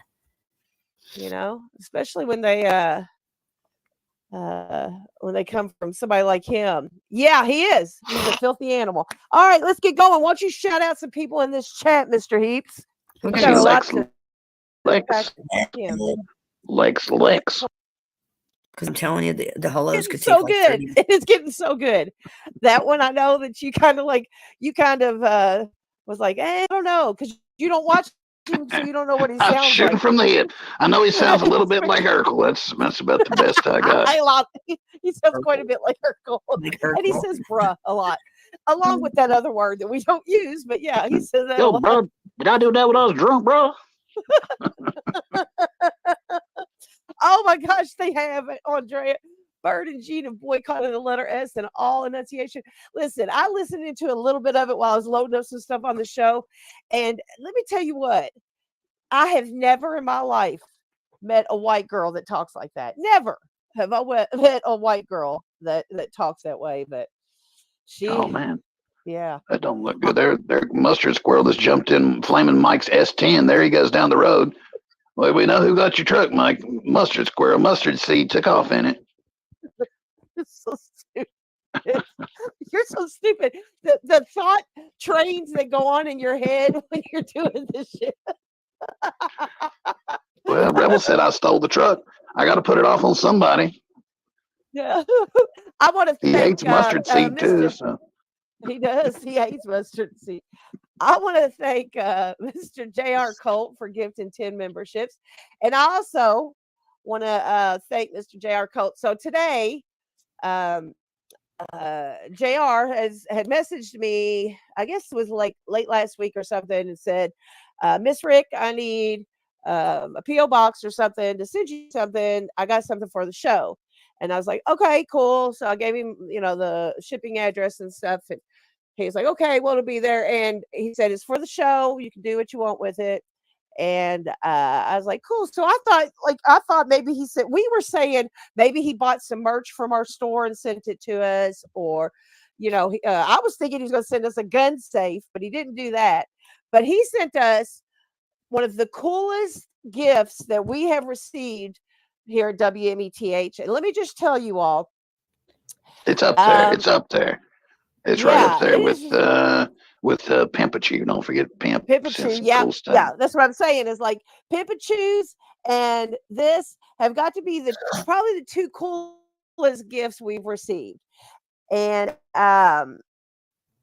anyway, let me show y'all what we got. It's so neat. So it is so cool, you all. Look at it. I mean, there's me, there's Moses, and he even went so far. They made sure that Hag was in there. Look, Hag and the locals, Bird and her big pig ass, Turkey and the squirrel. It's great. I mean, y'all, it's the coolest thing That's ever. great. So shout out to Johnny Cashville. Johnny Cashville, I don't know if you watch the show or not, but thank you so much. It is so cool. I'm going to post it on my community wall and I'll tag JR and Cashville in it. But it's really cool, really thoughtful. We appreciate the hell out of it. It's going to There's a look really goddamn great. chicken. There's a goddamn chicken on there. Goddamn chicken. That stole my damn idea. I didn't kill those chickens either. I don't know what happened. Oh my They've God, been there for Moses, months. I just saw this. There's an umbrella. Is that an umbrella down I here? don't know. I can't. There's a lug nut. I think so. There's Yeah. a cherry for.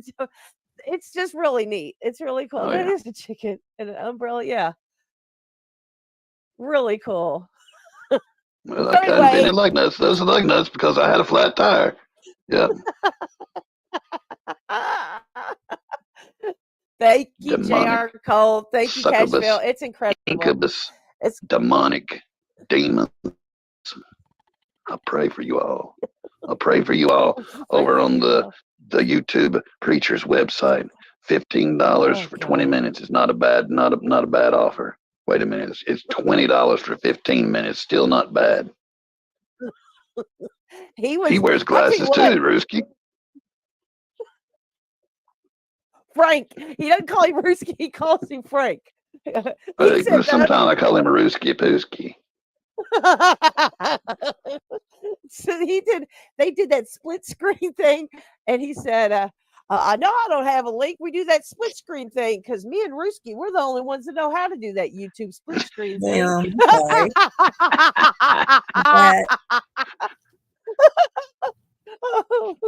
It was great. It's great. I needed the laughs so much. Let's get them started with something. What are we gonna show? Are you criminal or the law enforcement field or like medical? I mean, are you into? Is that your profession? Because believe me, I understand. Like, I still see images of cases in my head. Like, I still see, images of crime scenes and people from like 15 years ago. So that shit stays with you. It does. I mean, it may not affect you, but like it stays with you. It stays with you. What people do to others, what other humans do to other people, the horrible things they do. I mean, it stays with you. Stays with you. I don't know. Maybe that's why I'm the way I am with my stance on people. There you go, Mikey. Let's start it with some rumble, why don't we? All right. It was. I'll tell you what my New Year's resolution is, and I really put some thought into it too. I'm going to work really hard this year at not talking about or mentioning Just Ugly on my live stream anymore the first of the year. I'm going to make it active gold and not talk about that piece of shit sex trafficker from Illinois anymore. Because that'll drive her more nuts than anything if I just don't acknowledge her. That'll drive her insane. Hit him with the rebel. All right. That's well, not You know what they're saying? Let's see, a rebel. no tribe. What does he do? Do they know who did it?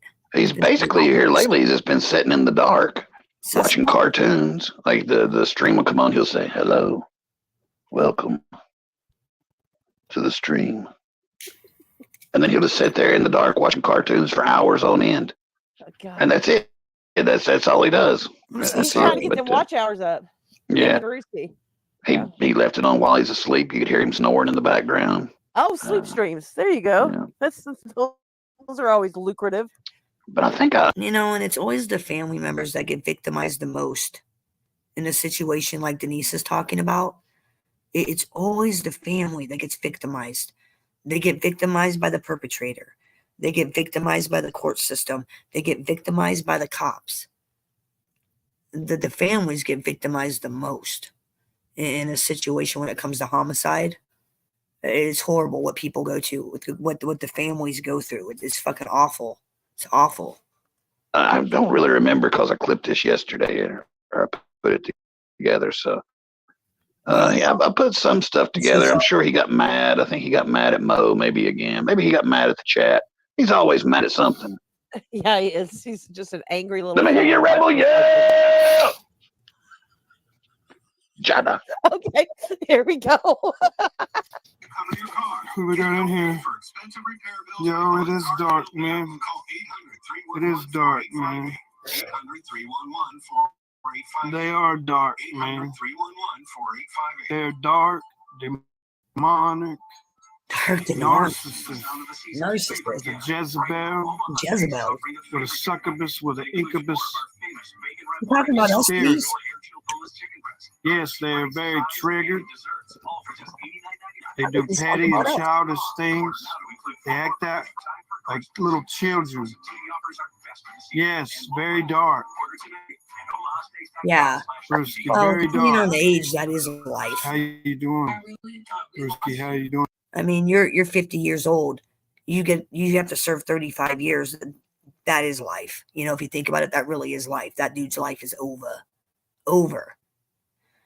I'm glad you got, I guess, some justice, I guess.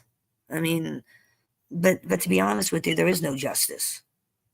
And maybe you know what I'm talking about. I don't like the word closure. I don't like that word. And I'll tell you why I don't like that word. Because no matter what happens to the person, they could get life. They could get killed, death penalty. It doesn't fix it. That loved one is still gone. The tragedy is still there. There is no closure. None. So I don't like that word. There is no closure because it never goes away.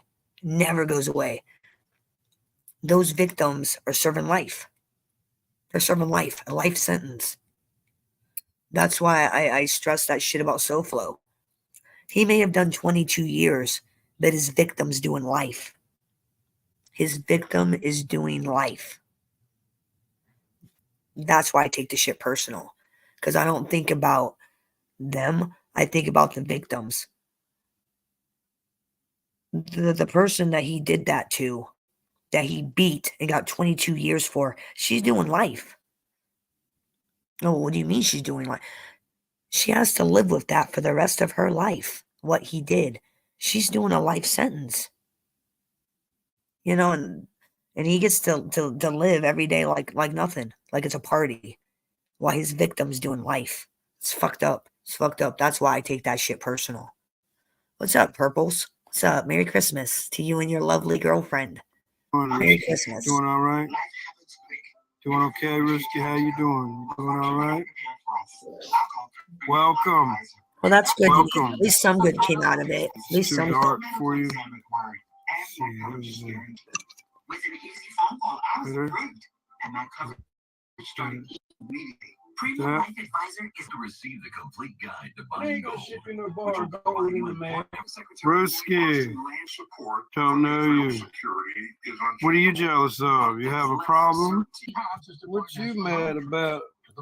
Hey, Mo. Your daddy says hey. Say hey. Hey, Mo. Frank said it's dark. Oh, he's retracted in messages.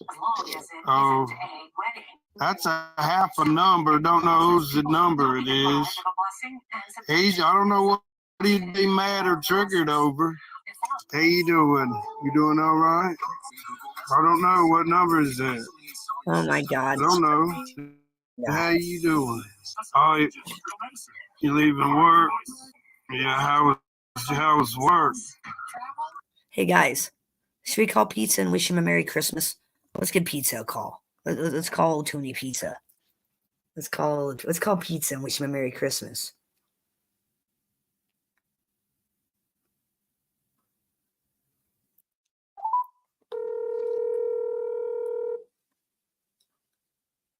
He's not going to answer. I've called him 30 times yesterday and he didn't answer. He's not going to answer. Welcome to our voicemail system. You have reached the mailbox of 1000. Sorry, this mailbox is full and cannot accept. Oh, imagine that. Pizza's mailbox is full. Imagine that. We tried to call him wish Pizza Merry Christmas. We tried. He didn't answer. I give him about an hour and a half before he gets up and does his live after I called. Because yesterday I called, he was on within an hour and a half after I called him yesterday morning at like 4 a.m. Have a good work day, no patience. Not Or a pizza first anything. Christmas without wishing Pizza a Merry Christmas. Someday your patience die, pass and leave and go on to the next world afterlife. What is this dude on about? Like some of them wanting death wishes. But unlike the patients, you know, they didn't really have a death wish. They just, I don't know, some of them might have damn, you know, been wishing to die. Passed away on their deathbed. What? Upchurch's dad's name, Ronnie? Cool. Some bitch ass motherfucker down there hating, man. What you hating on, motherfucker? Oh my God. That's great, Purple. I'm so glad I for don't you. know That's who great. you are, man. Or what do you Yeah, I do to bet. shit people's grave? I don't know. I don't know what you're talking about. I know you ain't shit. You ain't gonna do shit. You ain't about shit. You don't know what the fuck you're talking. And if you did shit like that, That's great. whatever Very you're talking about or who you're talking about, if you did something to someone's grave, well, then that shows you how damn stupid you ain't shit. I don't know. I think they're talking about when somebody went and shit on Seth's mom's or grandmother's grave or something. AMZ. That fucking she looking smash butthole face, whatever you want to call it. AMZ. That's who. If you know anything about someone's grave, I don't know. Believe me, if I had known You it could was easily real, be shit to a like fucking grave. legit, if I had known it was real, allegedly beloved AMZ or something like that. Just do a search for me. She did a live about me last night. Oh, baby, I didn't explode. That wasn't me exploding, clown girl. That was not me exploding. I was just stating facts. Facts. You're a skeezing asshole. Facts. Muggsy's a slime ball. Wants to go to every community for the drama. Facts. You and your girlfriends are on private messages passing around kids' pictures. Facts. Because I got the proof. And so does the FBI. Facts. AMZ. You know, the cops already reached out to you once. I have a feeling they're going to be reaching out again. Just saying. I know the cops reached out to you once and told you to knock your shit off. I don't know, just call it a hunch. I think the next time it's going to be the feds. Just, I don't know, call it a hunch. Because I know something you don't know. I know a lot you clowns don't know. And I'm not going to tell you. You're going to have to wait and find out for yourself. And yeah, the whole shit with Muggsy, dude, I've been watching his pattern. He likes to be the center of every drama community. And then he likes to go around saying, I don't like drama. No, you do like drama. You're all about drama. You couldn't wait to get your old ass into the mix with Brittany and Amzy and Deadly. You couldn't wait to get on your knees and suck SoFlo's dick. You couldn't wait to try to go to war with Chicago Muscle. Shut up. You're a fucking chatter, okay? And you don't even donate. So you're like on this scale of importance. In the whole chat community, you don't even donate. You don't even donate. And as I've heard from my ancestors, and I'll say it to you, you're not worth 10 paper clips. Capiche? Grave. That's how you do shit to somebody's grave. But you gotta ask, why are you triggered Yeah, to he's do all about the drama. stupid, petty shit to people's graves? That don't make no sense. It don't make no sense. You must be one of them people that went to damn square's grandma's grave. But if you go around and doing shit that they ain't never Well, I did a don't- damn thing to you, there's something wrong with you. Well, first off, I don't bring my issues with other chatters into other chat rooms. First off. Now, if I go into a chat room and say Seth's talking about so-and-so, then I might jump in. But I don't go in there going, oh, blah, blah, blah, blah, blah. That's not who I am. That's not what I do. It's not your problem. It's my business. It ain't your business. And if I want you to know it, I'll mention it. But your chat room isn't the place for my business. You know, if I want to talk about Jules, I'll come to my chat room. Or I'll go to a chat room that I know's talking about her. But I don't do that because I don't give a fuck. I just don't care. That's not my life. Talking about locales, those locales are not my life. It's not the center of my world like it is theirs. That's the difference. Is they want the drama 24/7. I don't. I don't. The only time I talk about them is when I'm right here, right now. Otherwise, you think my conversations on Instagram, Facebook, and everything else about YouTube people? No. Hell no. Ain't about that. I don't even talk about that unless somebody brings something up. Then I'll be like, oh, well, they're stupid. You know, I don't even. It's just not even a thing. For me, their drama is YouTube only. Okay, it's YouTube only is where I keep that shit. It just doesn't bother me. I could care less. I really could. I only talk about it because it's what we're talking about. It's the thing to talk about, I guess. But for them, 24/7, 24/7. Like I had to mute my Discord because every like couple of seconds, ding, ding, ding, ding, and it's a comment about AMZ, it's a comment about Deadly, it's a comment about so and so with a stupid fucking picture. It's annoying. It's annoying. I ain't got time for that. It's stupid. It's annoying, and I just ain't got time for it. It's not my life. Your YouTube drama is not my life.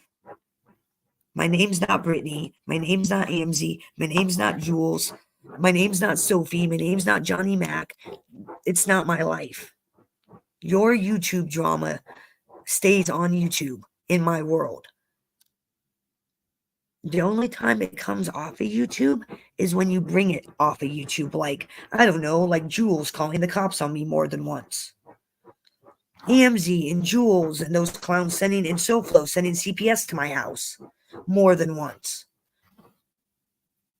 Then it becomes an off YouTube issue. And then I have to address it off YouTube as well as on YouTube. Because I think everybody should know what you locals are doing. AMZ, Brittany, SoFlo, Jules. Everybody should be aware that you're calling the cops, you're sending CPS to victimize children who are already victimized by their father's death.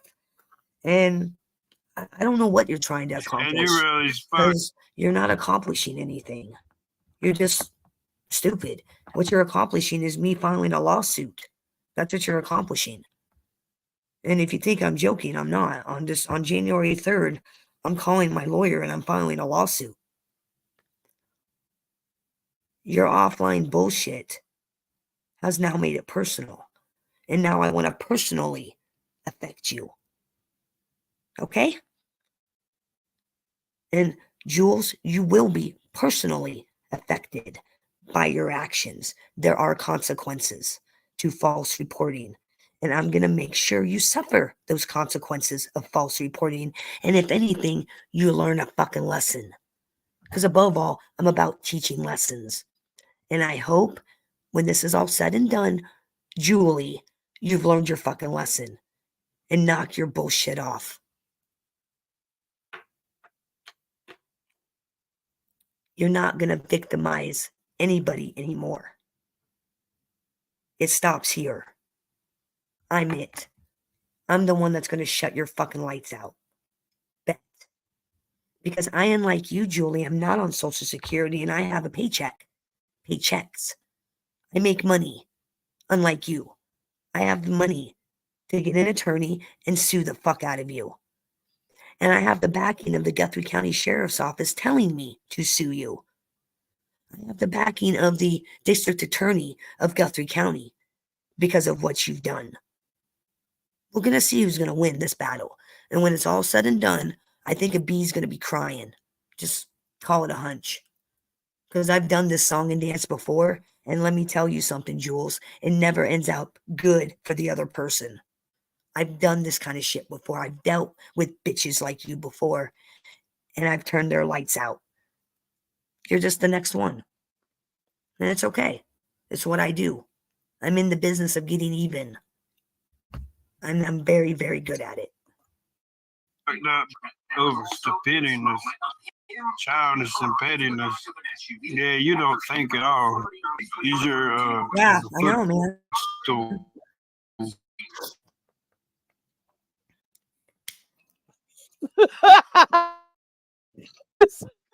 The fact that you moved. God damn. You moved.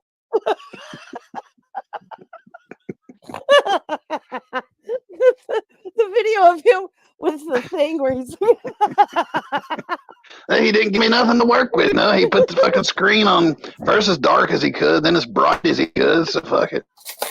I'll fill it in. Yeah, he did. And one more thing. And one more thing, Miss Lombard. When you incite your chatters to call the cops and DHS, that makes you responsible. Just like if I was to sit here and go, Denise, Mikey, everybody, start calling the cops on Jules. That makes me responsible. I incited it. So, Julie, whether it was you or not, it was you. The continued calls, whether it's you or not, which I know it's you because the officer says you keep emailing him. You've emailed him several times, which is part of my case. So, doesn't matter what you say, Jules. I had the evidence is on my side. I have all the evidence. I posted several pieces of evidence on my YouTube page, and that's just one of hundreds of pieces I've got. You fucked around and you're going to find out. I'm going to say, you fucked around and now you're going to find out. I just don't know what you were thinking. What, you thought I was some other YouTube person that's just going to bow down and run away and cry? All the other people that you've tried to victimize? I ain't them. I'm me. I'm out for blood. I'm Sicilian, bitch. What were you doing fucking around in a mob community thinking you're going to pick on a Sicilian bitch? What were you thinking? That's the problem is you weren't. You're going to find out what us Italians are all about, Miss Lombard. You're going to find out. Happy Kwanzaa. You kiss my damn Kwanzaa ass. He said stupidity. No, what the fuck was she thinking? Fucking stupidity. I'm just going to let it go. I'm out for vengeance. You would come to my grave, you get put in a grave, and he just gets so fucking aggressive and Pittiness. Stupidness. Stupid and petty. Oh, the Christmas candy. What's that? What's that in the chat? I don't know. What up church's dad named Ronnie? I don't know. You doing something to my grave? What grave? I don't do something to a grave. You must be triggered. I'll put you in a grave. I mean,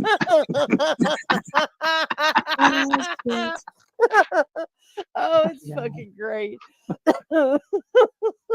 I was watching him last night. He said, "Well, let's see. There's one in the chat." He's like, "I know who that is. That's my baby Mo. How you doing, baby?" He's like, "That's real loyalty right there." He's like, "She's probably asleep for going to left it on my channel and then nope, that was me. It was me. Hey, Chevy Triple Nickel. Yep. Back again. We're back. Well, another thing you guys may not realize is when you use agencies to harass somebody, that's third-party harassment. That's a whole nother crime in itself. You can't call the police and CPS on people to harass them. That's third-party harassment. We all think it's an innocent crime. It's not. When you do it more than once, you get prosecuted. And don't worry, it's coming. Listen, he said, what did he say that we both, me and Hag both clipped it? What did he say? Well, first of all, he was making fun of Mo's driving at some point, and he said, now I'm going to trigger him. Tell him you're going to come steal Brownie. Tell him you're going to come steal Brownie. Or tell him it was you that kept leaving the chicken bones in his yard just to fuck with him.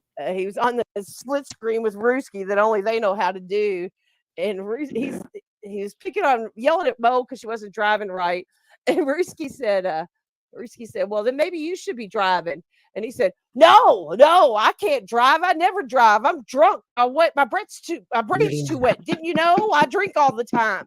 And then about 5 minutes later, Risky said, well, what are y'all gonna do? So I think I'm gonna go drink. I'm gonna drink me some beers. And he was just dead ass serious. So yeah. Risky laughed and he's like, well, I guess he jumped out. I was gonna show him Santa Claus. I was gonna show him the lights. He'll be back. He'll be back. I think so too. Fucking goon. I swear he's just, well, goddamn. I haven't even begun my assault on Square yet. What he wanted to do. He doesn't even know about me. He doesn't even look know what about me yet. Andre just said. I offered to teach Ruski how to drive and he panicked. I bet he did. Listen. Of course he did. I guess we should just go ahead and talk about what we talked about Sunday night about how I know that we know people thought that us having Ruski up here on panel with us, what was it, 2 weeks ago, that we were like lowering our guard and saying, oh, okay, Ruski's not half bad. Yes, he is. Ruski's a creep. Ruski's a predator. And Ruski was never welcome here. And I had my rape whistle. And Ruski's not friends with anybody. He's a fucking creep. He uses people for subs and numbers just like Jules. He's a fucking creep. And my stun gun on me the whole time he was on panel. So, like, I know what he's all about. What? He's my friend. He's Moses' friend. Wow. But he's fitting into the typical Chinese, Asian, whatever he is, stereotype, though. They can't drive. I mean, that's just, you know, I hate to be racist about it, but that's just, you know, they'll tell you itself, you know, they shouldn't be driving. No. And especially when your eyes are like his, I wouldn't want him to, I wouldn't. The hell no. He's looking at a stop sign or he's looking at the green light across, who knows? Is he looking at the guy next to him or is he looking at he's mad in front of him? Who knows? I probably. He got all butthurt because nobody wants to talk politics in here. And he got butthurt. He's hanging out in old Chomo Mountain's room. And anyone that'll have him, basically. Because he got all butthurt on panel. Because he keeps attacking my chatters who don't want to talk politics. And so he's like, I'm never being here again. Okay, then don't. He comes in here with this political shit. Nobody wants to talk politics. And yet he keeps trying to push it. Calling people names like Pam and other people who don't agree with him. And he got all butthurt. So I am, Lee. I probably am in the manifesto. I hope not. I hope not. Because That's he's a all creep. right. I got the you know what, this whole rhetoric of I'm trying to fight for democracy. Well, this is MobTube. You don't need to fight democracy in here. There ain't no democracy fighting in this chat room. Okay, you want to fight democracy, fight it where it counts, in your own fucking city. Not in fucking my chat room. You're not going to change anybody's manager mind. mod wrench. I'll take you off of it. Okay. You're taking me out of the manifesto. So wonderful. He is, Belle. He is a piece of shit predator. But here's the thing. I touch on politics a little bit, and it's more like current events. You know, like the other day I mentioned, I was wondering if you guys had heard about what's going on in the Red Sea. If you guys know what's been going on in the Red Sea, we have they call them the Tomahawk 4 nuclear destroyers patrolling the Red Sea, because you got these 3 rebel groups attacking oil carrier, like oil ships, and like all kinds of crazy shit going on. So like, and that's more like current events, because I think we need to know what's going on in the world.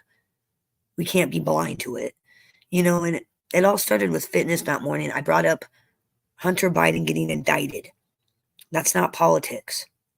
And I was bringing up how I didn't think it was right that they're not throwing him in jail because they say special circumstances because he knows too much.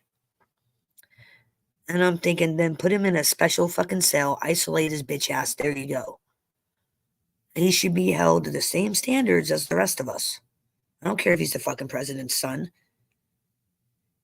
He stole $1.6 million. Motherfucker should be in jail. You know, and that has nothing to do with politics. It's facts. Hunter Biden is not a politician. That's not politics. I'm talking crime, true crime. He committed a crime. He should be in jail. I guarantee you, if his name was Mikey, his ass would be in fucking jail. If his name was Bambi Palermo, he'd be in fucking jail. Guarantee it. But I was finding out offline from my son, who's a law student. He was saying the reason why he didn't go to jail on the first indictment was because of special circumstances. And I'm like, what do you mean special circumstances? And he looked at me, he goes, what, you don't know about special circumstances? And I'm like, no.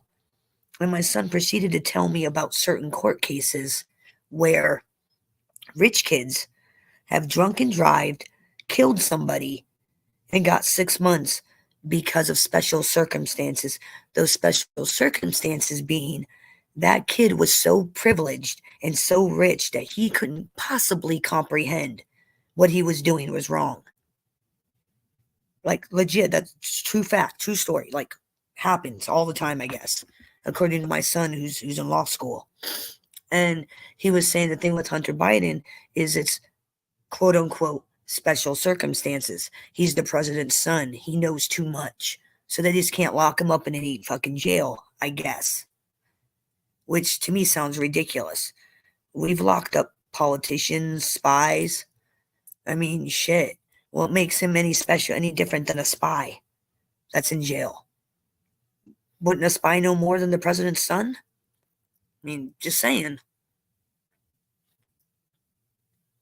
You know, it's crazy. I don't understand it. And I'm talking just a crime aspect. I don't give a fuck about politics. I don't care what your name is.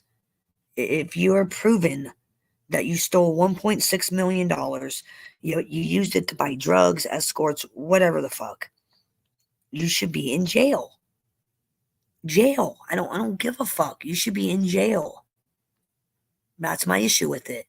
And my question that morning was, I was asking the chat room, will Hunter Biden be arrested? They got the indictment. Is he going to be arrested?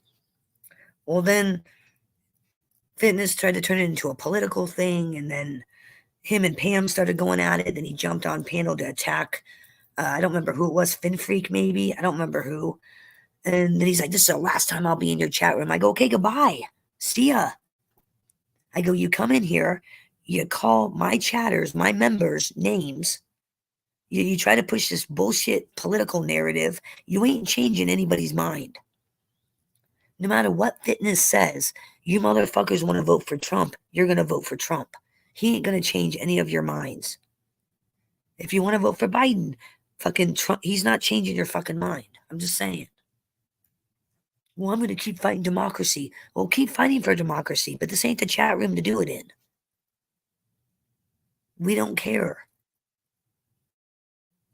You know, that's what happened. Long of the short of it was I started the conversation out with, do you guys think Hunter Biden will be arrested?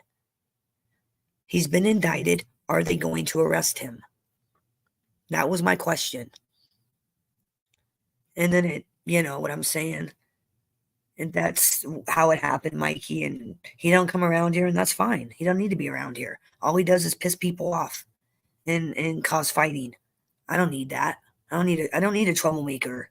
Don't need a troublemaker. I got enough of that on my own. Hey, I got like enough as trouble. long I as need him people, out. and this isn't directed at anybody in particular, but as long as people aren't out here ruining our plans, we can continue to do things like that. But when Really, people take this shit way too don't want to serious wrestle or nothing. and they see somebody up on our panel and they think, oh my God. Has he had to show up to be fingerprinted or anything? Like, you can indict it, you have to turn your Trump had to be fingerprinted and shit. Is he gonna be like, is there gonna be a mugshot? That was what I wanted to know. That was my question. Was is there gonna be a fingerprint? Mugshots? I mean, I that was my question. And I still have yet to be told the answer. Is there gonna be a mugshot? Is he gonna be treated like every other criminal? He's gonna have a mugshot? And that's fine, in and out. I just want to make sure he has a mugshot. They take his picture, they take his fingerprints just like they would you, me, or anybody else. That's what I care about. Now, anything else, you know, I would like him to go to court and be prosecuted, but no, exactly, Aldo. Fitness is not going to change anybody in MobTube's mind, especially the staunch Trump supporters. And there's a lot of you. I wouldn't even try to change your mind. And I don't. I don't try to change people's minds. You do what you want to do. You know, this is all I ever say is I don't care who's the president. I just want the president to succeed. I want Biden to succeed and be a good president because he is still president. Whether you like it or not, he is our president. Not just my president, he is our president, whether you like it or not. And as an American, you should want our president to succeed. Because if he fails, America fails. And I don't want that. If Trump becomes president, I want him to succeed. I do not want him to fail, and I do not root for the failure of our president. That's not good. That's bad. If we have a bad president, America does bad. I want America to do good, so I want our president to do good no matter who the fuck it is. That is my stance on the whole fucking thing. And that's never going to change. Do I think Biden's a good president? No. But I don't want him to fail. I don't want him to fail because America fails if he fails. And I don't want that. I don't want America to ever fail. And unfortunately, a lot of people do. They don't see it that way. I hate Biden. I want him to fall down and die. I want him to suck. And it's like, no, you don't want him to suck. If he sucks, then we suffer. If our ruler is bad, we the people suffer. And that's what it's all about. It's supposed to be about us, we the people. It's not about him. We want him to do good. We don't want him to do bad. And I don't care who the president is, just do good. Do good for my people. Do good. You know, and that's where a lot of people don't see it. They don't understand that if we have a bad president, America does bad. It's not just about the president. It's about you, the people. We, the people. You want to fix politics? Fix them in your own states. Fix them in your own cities. The local elections is where it counts. not the presidency, your local elections. That's where your voice matters. Because like I've said it a zillion times, the Electoral College decides who you guys pick. The Electoral College. You, the people, aren't deciding. They've already picked the two. Now you get to decide between the two. That's it. Your local elections is where it matters. Your senators, your House of Representatives, your mayors, your governors. Those elections matter. Not so much the presidency. The Electoral College already picked the president. You just get to pick between who they picked. I mean, really. That's how I see it. And you guys don't have to agree. That's what makes us, people. We don't have to agree. That's just how I see politics on a whole. And I've had 44 years to watch it. I just want our president to be good. I don't give a fuck who it is. I don't care if Trump becomes president. Just do good. Make America better. Make the world better. If that's even possible. And I wouldn't want to be president. In today's day and age, who the fuck wants to be president? Put a 1 in the chat room if any of you in here would want to be president of the United States in the current state the world and America's in. Put a 1 in the chat room if you want to be president.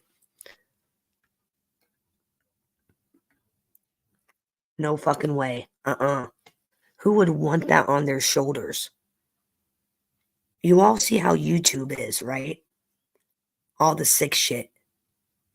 All the sick, crazy stuff. Put that on a world scale. Offline, in person. You couldn't pay me to be president. No fucking way. I would not want that weight of fixing America on my shoulders. No way. No way. That's too much. It is going to take at least 20 years to fix. Maybe even longer. And I'm just guesstimating. To fix the current state that America's in. I mean, look at where everybody's at. Everybody's struggling. Everybody's hurting. Everybody's miserable. That's not going to be fixed in 4 years. I doubt if it'll be fixed in 10. So the next president, no matter who it is, isn't going to fix America. It's going to be a long, long process to undo the current state of America and undo the current state of the world. Because it's not just America, the whole world is fucked. The whole world is fucked. And, I don't see how it can be fixed. Because believe me, if I had a fucking solution, I'd be like, hey guys, this is how we can fix shit. I can't come up with a solution. I don't even know where to begin to fix America. Like, how do we fix the racism that's going on? We've devolved. We've gone back 100 years, it seems like. Over the course of 3 years, we have gone back 100 fucking years in time and devolved. The racism, the economy, the current mental state of people. Oh, God, the corporations moving out of the country. That's just 4 things. That's just 4 things that I can think of currently going on in America. And that's not going to be fixed in 4 years. That's not going to be fixed in 2. That's not going to be fixed in 8. That's going to be a long process to fix it. And the problem with fixing it, it's got to start at home. How do you fix it at home? That's even a harder process.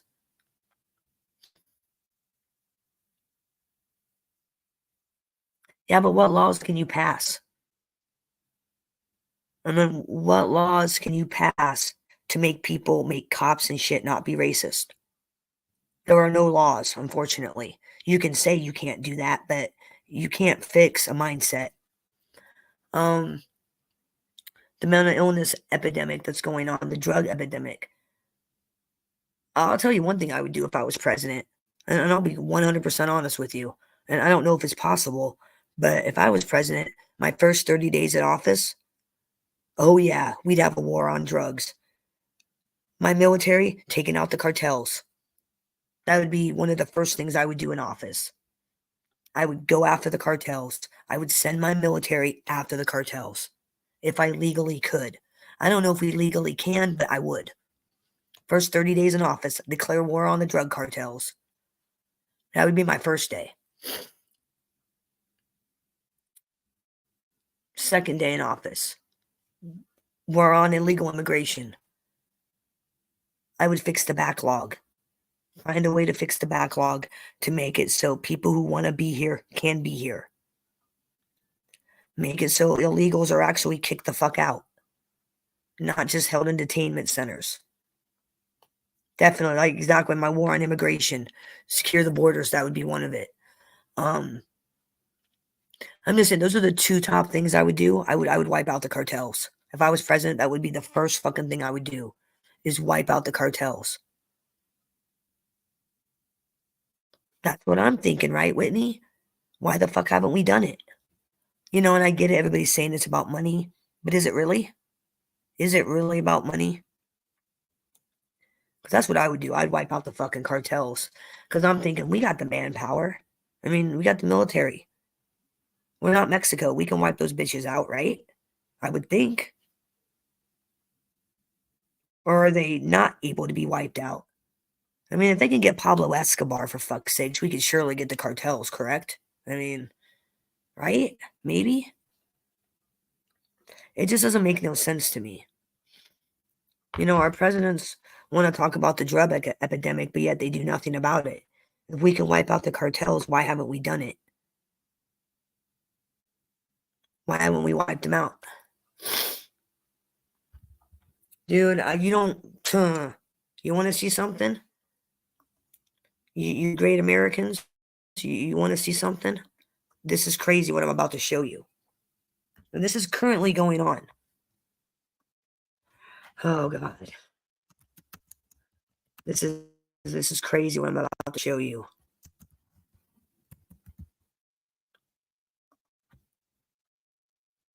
This is crazy. Oh, God.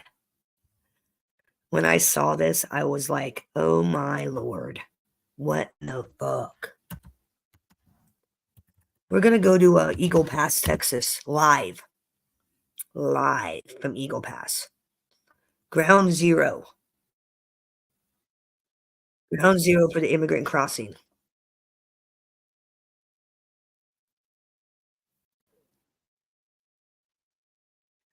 I've shown you guys these kind of videos before. This is the latest. This is a old.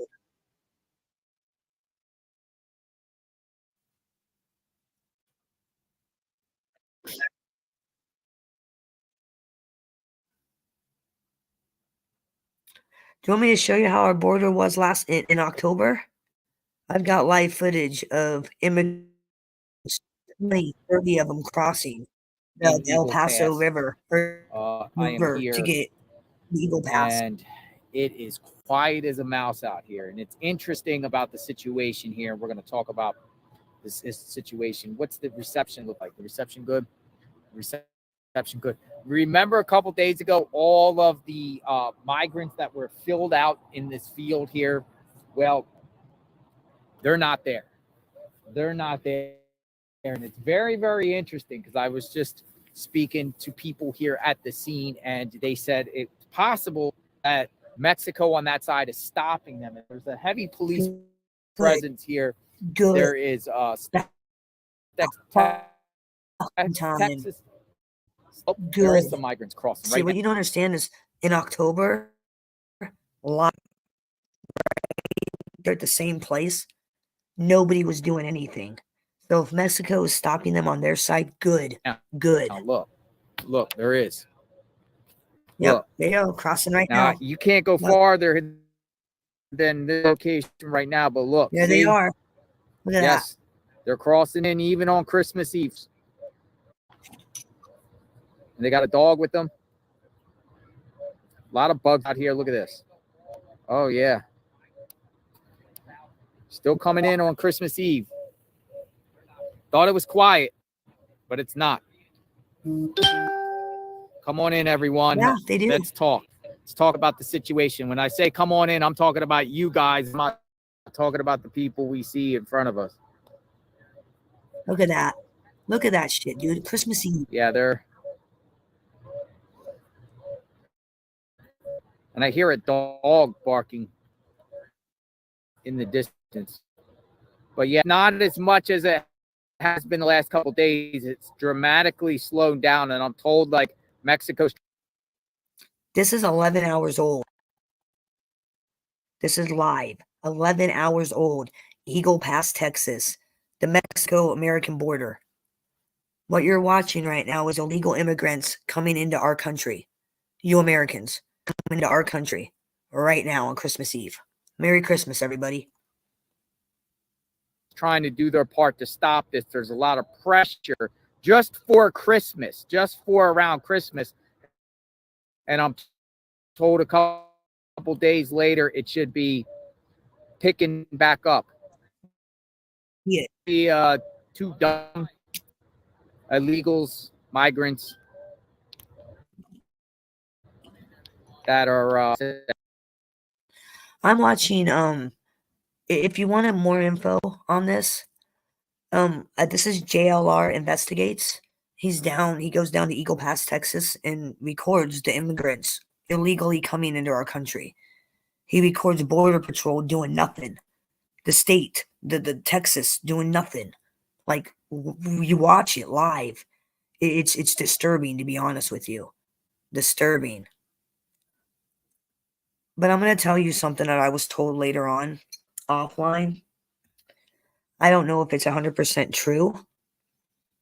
But what I was told was what happens is, once they cross, they get stopped later on up the road. I guess they get stopped at they get stopped and then processed and shit. So I don't know if that's true. I haven't seen that part yet on any video, but I was told this offline by somebody. They're like, no, they're not just free. They're going to get stopped in the town. When they get in there, they're going to get stopped. I'd like to believe that's true, but it's like, why not stop them right there at the border? Why not just stop them, turn their asses around and say, nope, go right the fuck back? I mean, seriously, why aren't the cops stopping them and saying, no, go right the fuck back to Mexico, El Salvador, wherever you came from, go back. You're not welcome. Go. You can't come in. I don't understand why the cops aren't doing that. I don't get it. And I always thought it was hard to get into another country. Apparently not. Right there under the bridge, right there. And we were here in Eagle Pass about a couple months ago. And, I'm going to be here for a week to see what's up and see what the situation is. But you see right there, still looks like business as usual, even though I was just told right as I was telling my lie. That's the first group I've seen. I've been here for a couple hours, and I was shocked because things have changed since the last time I've been here. They put these like shipping containers there to block the water, fencing, as you see, Border Patrol fencing, and they have it like a military zone here. They have a military zone where they. I say, believe me, I'm not racist. I don't care if you're from Canada. If you're from fucking Canada trying to illegally cross, I want the cops to say, get the fuck out of here. You're not welcome. Do it the proper way. I don't have a problem with immigrants. My grandparents were immigrants. My great-grandparents were immigrants. I just don't, I don't want you to come in illegally. Do the paperwork. Do it the right way. Otherwise, I don't care. I don't care what country you come from. Just do it the right way. Because the minute you come in illegally, you're illegal. You're a criminal, and I don't want you here. That's just how I feel about it. Have porta potties. Way. They got Border Patrol all over the place, placed all over. They have little. I don't know. Are they racist? Checkpoints there. There's nobody there. There was a group of people. I've never heard of Trump. Lights. I don't know what porta potties. They have a tanker out there. Walking, no big deal. Like, hey, welcome to America. How you doing? Right down there is where people come in continuously. Now, the images that we've been showing on JLR Investigates, there was thousands just the other day, thousands. Just the other day there, but they're not there. Where they all go? It's very, very quiet here now as the sun comes down. Very, very interesting. Now they have some checkpoints here where they won't let anyone go through, because remember the last time I reported I was down there. It was way down there. You could see across the river. It was crazy. All the people coming in and getting ready to cross. You know, it was crazy. So this is the first batch of migrants I've seen since I've been here. And again, I don't know, is fitness a couple. I didn't think fitness was a cross-dresser or a tranny. I didn't think so. And I'm not saying Napa Valley girls are tranny. I'm just saying I didn't think fitness was. So for Napa Valley girl to be fitness, he'd have to be a tranny. I didn't think fitness was a tranny. Just throwing that out there. Couple dozen. There is a dog up there. There's a stray dog running around. See that stray dog? That's what and that is another issue that they have down here. Dogs just. I was basically told by the person offline, like basically they get into America and then they're stopped later on, like up the road or whatever. They're like stopped and processed. They're not really detained. They're given a summons to show up for court, and that's it. And they're released. Like on one of these back in October, JRL asked him, "So where are you guys going?" That's the illegals. He was like, "So where are you guys going?" He goes, "Oh, we're going to Chicago." And I'm like, "Oh, they're coming to the Midwest. Oh, that's great. That's great. Wonderful. Good to know. You know, good to know." Running loose because apparently when people cross over, they can't bring their Chicago pets with them. Chicago. Yeah, watch out. Jules might end up in Lombard. If this dog comes over here, I have right outside Chicago, where you live. The dog comes over here. We'll see if we can feed the dog. Something going up on the bridge up there. So we're gonna, be here for a week and monitor the flow. We're gonna monitor the flow, see what goes on. No, you don't understand, Denise. It's not just at night. These motherfuckers, it's 24/7 down there. 24/7. And there it is. It's crazy. I sat here for 22 hours one night and watched it. 22 hours. And it's not just a couple. It's tons. Tons. At least. That's what I saw. At least 100 that day. At least 100. It's crazy.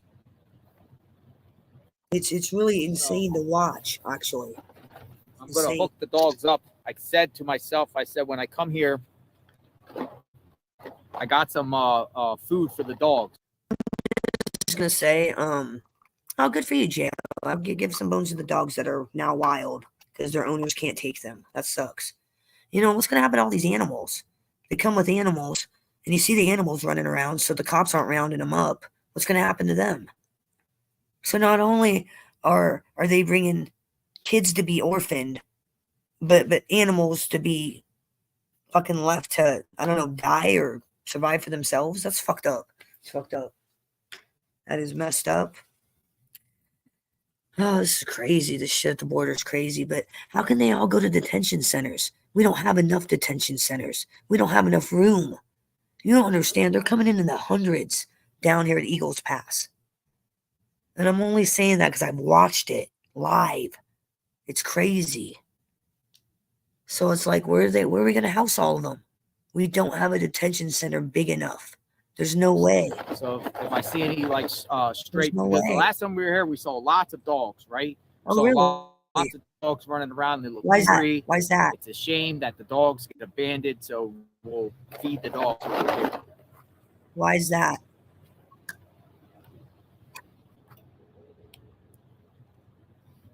I know another group of journalists got some puppies. Are you from the South, Denise? You seem to know it looks a lot like about it looks like a military zone here, literally here. I'm just asking because you seem to know a lot about it. So are you from one of the border, like southern states that have had to deal with the illegal immigration problem? So they can't get it in English, the milk bones? Okay, so yeah, so you are down there, really. So I thought everything was translated in Spanish down there. Like, I thought, wow. Okay, that's why I was asking, because you seem really knowledgeable. I have a girlfriend that lives in Arizona, and she's on the border in I can't remember the name of the town, but it's right there. And she talks about illegals coming in her yard when her grandkids are playing and shit. And she told me, she goes, Bambi, you don't understand. You don't understand what it's like. You're in the Midwest. You don't have to live in it. And I go, no, I don't understand. I go, but that would be troublesome to have my kids playing outside and have to worry about illegals coming in my yard. I mean, the most I have to worry about is tweakers. I don't have to worry about illegals that can't speak English. You know what I'm saying? It's the least of my worries. So I can't imagine what it's like for you guys down there. And I empathize with you, believe me. And all over the place under this bridge. Empathize. I'll just spin it around, give you a camera view of the area. They got Border Patrol. They got it all. And it's just Oh, and real quick, for all people that were, we touched on the Colorado thing. Here's the deal with that. It's not going to affect Trump. I do agree with Colorado. I think if you have pending felonies, you should not be able to run for president. And I don't care who the fuck you are, including myself. And I already thought that was a law, that if you have pending felonies, you cannot run for president. I think it should be the law. So I think what Colorado is doing is correct, but it's not going to affect Trump. Now, the next election, not this one coming up, but the next one, it'll affect, but not this one. Trump won't be affected by it because it's going through the appeals process. You got at least 8 months. It's not going to affect Trump. Not going to affect him at all. For all you people that support Trump and was worried about that, it's not going to affect him. I consulted my legal analyst, and they said it's not going to affect him. It won't go into effect until the next election. So, but I do agree with that. I think if you're pending felonies and you're getting ready to go to court for felonies, you should not be able to run for office, especially not the presidency, because you're a criminal, potential criminal. And I don't think any potential criminal should be able to, hold that office. And that's just me, because I kind of hold the office as of the presidency to like the highest of standards. So like, you shouldn't be a criminal. You shouldn't have any felonies. You should be a squeaky clean guy. Like in the mob, you want the squeaky clean guy to run your shit. That's what I want for my presidency, the squeaky clean guy. That's how I think it should be. Constant flow, though it's... Fuck it, Mikey. Just write me in. Vote for me. Bambi Palermo 2024. No. Don't vote for me. No. So, like, it'll affect the 2028 election. That thing in... Yeah, I know. You see all the Border Patrol, but they ain't doing shit. They're just walking around jerking off. That's the thing that amazed me about all the cops, because I saw some, like, Texas state troopers. I saw some, like local cops down there, too. And it's like they're all just sitting in their cars, milling around like it's no big fucking deal. And it's like, what in the hell? It's like, aren't you guys supposed to be stopping these people? I was really confused. I was really, really confused because, like I said, as you know, I'm in Iowa. There is no border patrol where I live. None. Shit. Where I live, you could be in the next state in an hour. I could be in Nebraska in an hour, less than an hour, and I'm in Nebraska. 2 hours and I'm in Missouri. Are they legal people coming back from vacation? Why would they walk? If they live here, shouldn't they be able to own cars? Why would they swim across the river to get back? That's crazy. That doesn't make no sense. Can't be legal people coming back from vacation. They wouldn't have crossed the river. That makes no sense. Unless I'm misunderstanding, unless there's another point of entry. Because I was under the impression that they're swimming across the Rio Grande to get on the land from Mexico. Was from what was my understanding. Slowed down in the last 48 hours. I'm told about the last 48 hours. It has slowed down considerably. Mikey. And Here's the deal. Speculation of why that is. Or here's the deal. I'll only be president if you'll be my VP. That's the only way. If you'll be my VP, that's the only way I'll be president, because I don't want the weight of that on my fucking shoulders. But if you'll be my VP, deal. I'll consider the nod for the nomination. I'll consider it. Or the cartels just don't work on Christmas. That's another theory. Okay. I was told Like I said, I don't by a know much journalist about that was the just border. here, Fox News journalist that was just here. Oh, there's more coming. Look, there's more coming. So we got more coming. See? So the flow, as the sun goes down, the flow keeps coming. So they're not crossing the Rio Grande, these guys right here that we're seeing. They're not crossing the Rio Grande. Because when JR was showing, I mean, these people were crossing the Rio Grande, like swimming to get on the land here and going through a barbed wire fence. It was crazy. Crazy.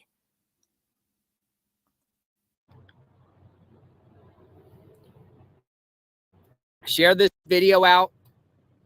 You're seeing real time migrants crossing into the United States illegally and being processed. That's probably a group of a dozen. That motorcycle you saw on the top over there, that's the Mexican side, or across those containers there is the Rio Grande River. So what we're seeing here is... Okay, quick question for all you political followers. And I mean followers in like you follow it. Who's the standout right now? Like, I haven't been hearing much. Who's the standout? Like, obviously Trump, but who's this number 2? Because I heard Nikki Haley's tanking. So who else you guys got left, Republican-wise? Democrat, obviously, it's going to be Biden, but is he doing well? I mean, where are we standing? What's the stance right now? Like, what's it looking like for all you amateur political analysts? What's it like? Because I don't follow politics. You know, I get a lot of my information from you guys and, you know, my son who's in law school who follows the shit. So, like, where are we at right now? Who's the favor so far?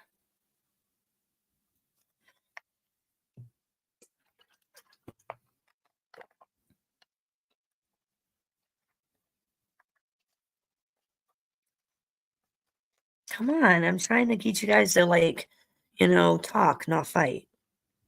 Seriously though, what's it looking like? Does it look like where we're at right now? Who's ahead? But DeSantis dropped out. He's done for. I was talking about that yesterday, like his whole platform shoes and hanging out at high school parties. He's done for. He's out. So where are we at in standings? Is she gaining traction? Because I heard that she was down. So, or is it too close? Is it too close to tell right now? Like too far away to tell? Like who's winning what? Who's doing what? Like I said, I don't care if it's a Republican or a Democrat. I just want them to do good. Just do a good fucking job. That's it. I agree. And the only way you're going to change Congress is by voting in your local elections. That's the only way. And know your candidates. Like when they come to the door, ask them the right questions. This is what I always ask. Like when candidates come to my door, I'm like, where do you stand on sex offenders? Where's your stance on prison reform? And judging on what they say, I may or may not vote for them. I had one bitch piss me off, and I'm like, I would never vote for you. If you think prisoners that murder kids should be able to have recording studios in prison, you're not somebody I would ever vote for. That was Stacey Appeal. Give me that. Those are privileges that can be taken away bullshit. No, don't give me that line. If you're a politician and you feed me that line, fuck you. I'm not voting for you.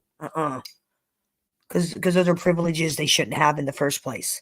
They're in fucking prison, not a country club. That's the difference. Yum, I love cheese sticks. Is it a fried cheese stick or unfried? There is way too much corruption, Mikey, and that's on both sides. Because it's all about money. Money, money, money, and clout. the internet era has reached the real offline. You get what I'm saying? Like it's all about money and clout. Money and clout. The migrants coming up to this tent here and they're getting processed. And they go under the bridge. As you see, more are under there. They will soon load buses or vans. On my way Merry here, Christmas, Deborah. I believe it was Highway 57. I've seen multiple amounts of double deck. Let's have some laughs. Let's have some laughs. Oh, the weather outside is frightful. No, I'm not. I'm in a good mood. I'm gonna make cinnamon casserole in a little bit. We're gonna go to the store. Actually, we're gonna leave like right now. We're gonna I gotta go to the gas station and grab something that I forgot. Good morning, MRH. Because I'm gonna make cinnamon roll casserole, which is what I make every Christmas morning. I just gotta find my shoes. It's dark in here. 1 second, guys. Okay. Oh, it rained. It's like it's rainy outside. It rained here, which is really weird. Dude, my family's sleeping. Like I said, we're not really celebrating this year. They're gonna be hanging out with their friends. I'm gonna be hanging out with you guys, my friends. Not really doing anything. Don't really, like I said, we're not celebrating this year. Next year, though, I think next year I'll have the Christmas spirit. And whether my kids want to have the Christmas spirit or not, they will. God damn it, next year. Happy holidays. Merry Christmas, DJ. I'm glad you came in. You and your family, man. Yeah, we got rain too. I think it's still raining. I gotta grab my hoodie. Gotta find my hoodie. All right. 1 second, guys. And I gotta find my keys. Well, okay. All right. Wallet.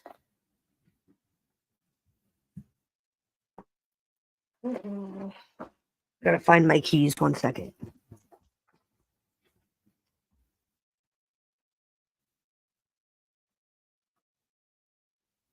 No idea where I put them.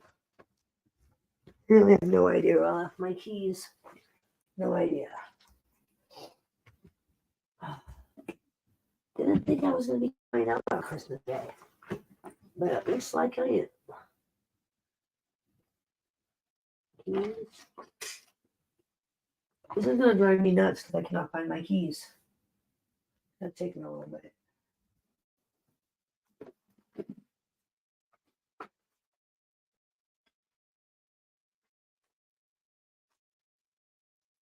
All right, well, I'm gonna put something on while I look for my keys because I can't find my keys. It's just gonna take me a little bit to find them. And I'm trying not to be loud because everybody's sleeping. Let's see what's going on with Sungrown. Let's check out our friend Sungrown. Merry Christmas, Sungrown.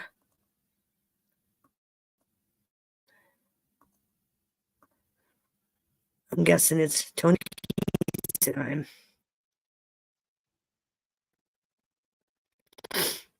And then I'm gonna look for my keys.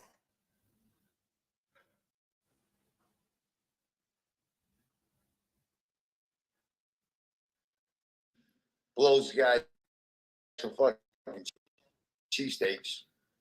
Slice from South Philly Tony. You know, he's been blown in the Philly Tony. But you calling Joey Merlino a fag? Pizza? You calling Joey Merlino a fag? Is that what you're calling him? yeah, I mean it's the weekend. I'm paying 100. Oh shit. Down my keys. That was easy. All right. $50 a night. I'm gonna pause this. All right, I'll be right back, guys. I'll be right back.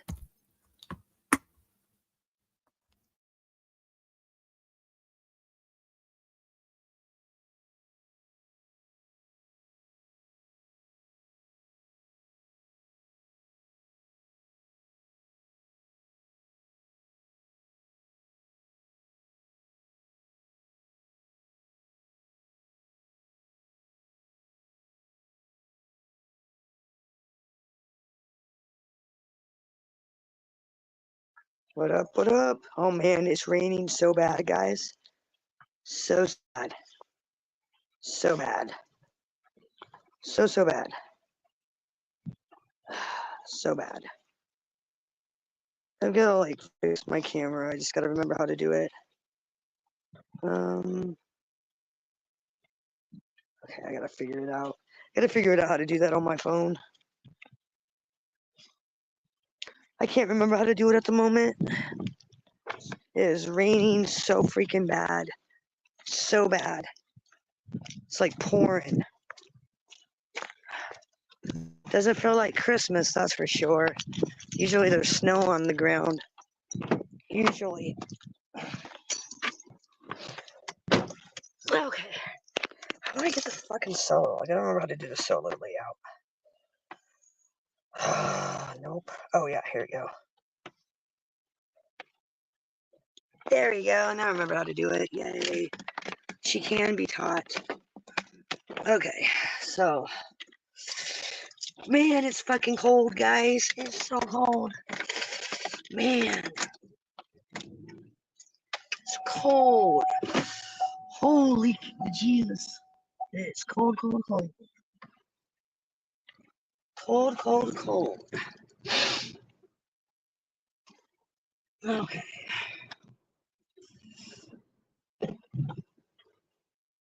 I don't even know if they're gonna have. I gotta get some soda because my son was supposed to pick up some yesterday.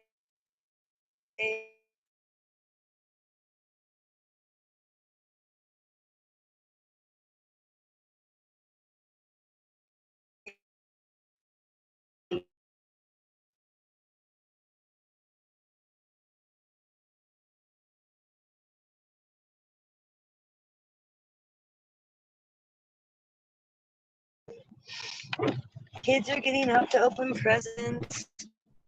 I miss my kids being young like that. Getting excited, Christmas morning. Now it's just, I mean, it really is. When you get older, it's just another day. Christmas really is for little children. Look at it, that's all. Look at that, it's all lit up. Beautiful. Beautiful, guys. Merry Christmas. Is it going to be 51? Well, that's good. Hope Christopher Capello hits me up today because I don't know if he got his package or not. I'm assuming he did because Muggsy got his. So I'm assuming he got his. I'm assuming.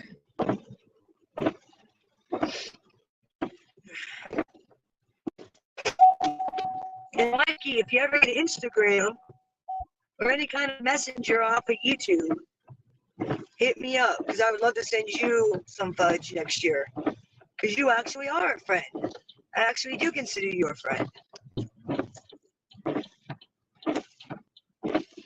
And I really hope the gas station is open. It said 6, but it said Christmas time may vary. So if it's a half an hour, I'm going to be not happy because it's fucking cold.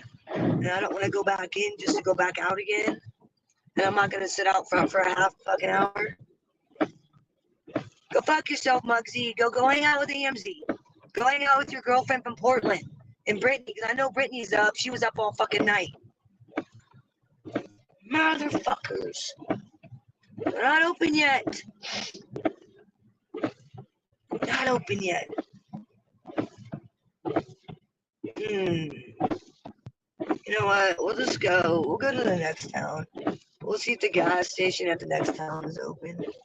Because I bet they're not going to open till 7. I bet. Let's call it a hunch. Call it a hunch. Oh, didn't you know? Muggsy's also, his other chat name is Dan Moore. He's also Dan Moore.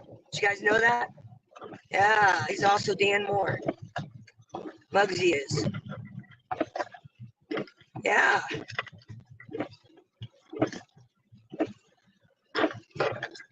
Yep. Like I said, I don't give a fuck. I don't have any use for somebody like him. Somebody that wants to hang around with people are snakes. I don't have a use for that. I don't want somebody like that around me because that just means you have no loyalty to anybody. That you're not loyal. That you'll go wherever the drama is, And that ain't the kind of friends I want. Yeah, fucking something happened. Fucking A, yeah, something happened. I saw him for who the fuck he was. That's exactly what happened. You know, and I swear to God, Muggsy, you were one of few people that had access to my Facebook because you were my friend. And yeah, that's Muggsy. That's Muggsy's chat name. He came in here yesterday and fucked up, slipped up.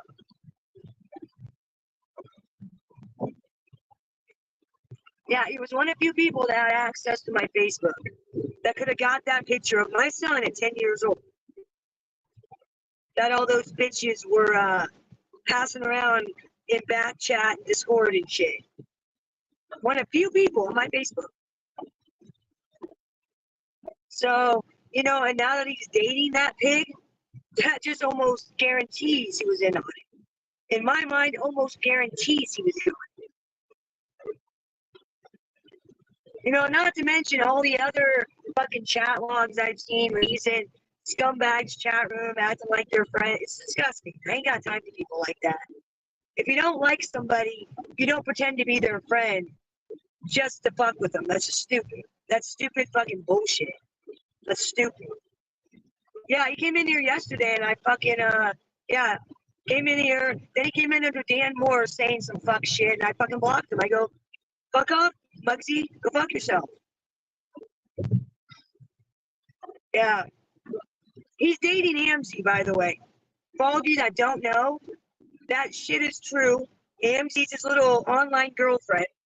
So he's part of the delusion alternate reality shit where I'm your girlfriend online, so that means I'm everything to you offline. Yeah, it's disgusting. It's disgusting. I didn't realize he was that delusion. Like, old man's got issues. Old man's got issues. Tell you. And no, Muggsy, I think you're the one that needs help, not me. You're dating a woman who's married online. Yeah, and I'm the one that needs help. I'll tell you this right now. If and when I do get a boyfriend, he'll be in person. He won't be online. Just say it. And he sure as the hell won't be married with kids. Disgusting. I'm just saying, that's some fucking disgusting, delusional ass shit. I ain't got time for all these sick weirdos. I just don't. You know, there was a lot of things I noticed leading up to yesterday and the day before. And like I said, the first time I was hurt, the second time I didn't give a fuck, and the third time I just don't care. We're on the third time, and I just don't care. Just don't care. You just don't matter to me anymore. At all. As far as I'm concerned, you're a low-cap. You crave the drama. And that's okay. We'll milk you for laughs. Believe me, that's what we do to low-caps around here. We'll milk you for laughs, old man. But believe me, it ain't much to milk. Because you definitely ain't a character. That's for fucking sure. Definitely ain't a character. And you definitely ain't that funny. That's for fucking damn sure. And you're not a tough guy, by the way. I've seen your picture. I know what you look like. You're not a tough guy. I think I can name probably 5 guys on my hand in New York that could have a piece of your fucking ass. Put you in one of those holes that you like to dig. It stays for pizza. You're saying. You ain't the toughest guy in fucking New York, buddy. And how tall are you? What, 5'6"? 5'4"? Just saying.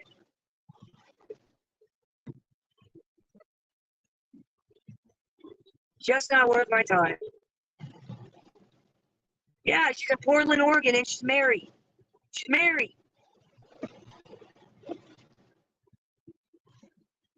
No, Brittany's in Canada. Brittany's in Canada. Amzy, her twin sister, is in Portland, Oregon, married with kids. She lives in government housing in an apartment surrounded by child molesters. Want to know how I know she's surrounded by child molesters? Because I did a map view of how many registered sex offenders live around her building. Tons of sex offenders live around her building. It's man, I'd be moving if I was you. Yeah. Just for shits and giggles. I googled how many registered sex offenders were around her address. A lot. A lot. It's actually scary, to be honest with you. And honestly, AMC, if I was you, I'd be considering moving. I would move. Because you have small children. I'd fucking move. If I had that many registered sex offenders around me, I'd fucking be finding a way to move. Like, legit. I counted 20 just on the map. I would fucking move. Like, no joke. I would move if I had that many registered chomos around me. I had one in my town and I ran his ass out of town. That shit don't fly with me. I'll run your ass out of town. I'll make your life miserable to live here. I'll let all the neighbors know what you did. Kind of like I did Jules. I let all her neighbors know what she did. Trust me, you don't want to know. Believe me, you don't. Let me just tell you, AMZ's friends with Jules. She's one of those. If that puts it in perspective for you, Mikey, you've got Jules, AMZ, Brittany, Muggsy now, Chicago Muscle, Deadly. They're all in the same kind of low-cow community. They all were friends. Now they're friends. It's disgusting. It's really disgusting, bro. It really is. Let me guess. They're not open? They better fucking be open. If they're not open, then I'm going to have to drive all the way back and fucking wait. Which is fine. I got nothing but time to waste anyways, right? We're just chilling anyways. Yeah. Dark, scary night. Almost like Halloween. If it was October, I'd tell a scary story. We could tell a Christmas scary story. Tell the story of Krampus. You know the old German story of Krampus? German story of Krampus? You get on Krampus's list, he comes and kills you. Oh yeah, he doesn't bring you presents. Good old Krampus. I don't. I don't. I was saying, what are you, 5'4", 5'6"? I'm just guessing. I know what he looks like because he sent me a couple of pictures. They're not open. That's okay. I know they'll be open. I know my gas station will be open at 7. That I do know. And we're just gonna turn around. La la la. Fucking 7. I don't want to wait till 7. I gotta get something to make the cinnamon roll casseroles. Well, that's a good thing I didn't wash my car the other day. I don't know if he's 5'4". That's what I said. What are you, 5'4", 5'6"? I don't think he's a big guy. I'll just tell you, judging by his picture, he doesn't look like a big guy. And judging by, like, if you look at him at work, his co-workers are bigger than he is, are taller than he is. Like, look at his videos when he's at work. His co-workers are bigger than he is, which tells me he's a little fella. That's just what that tells me. Talking about beating people's asses. Bitch, shut up.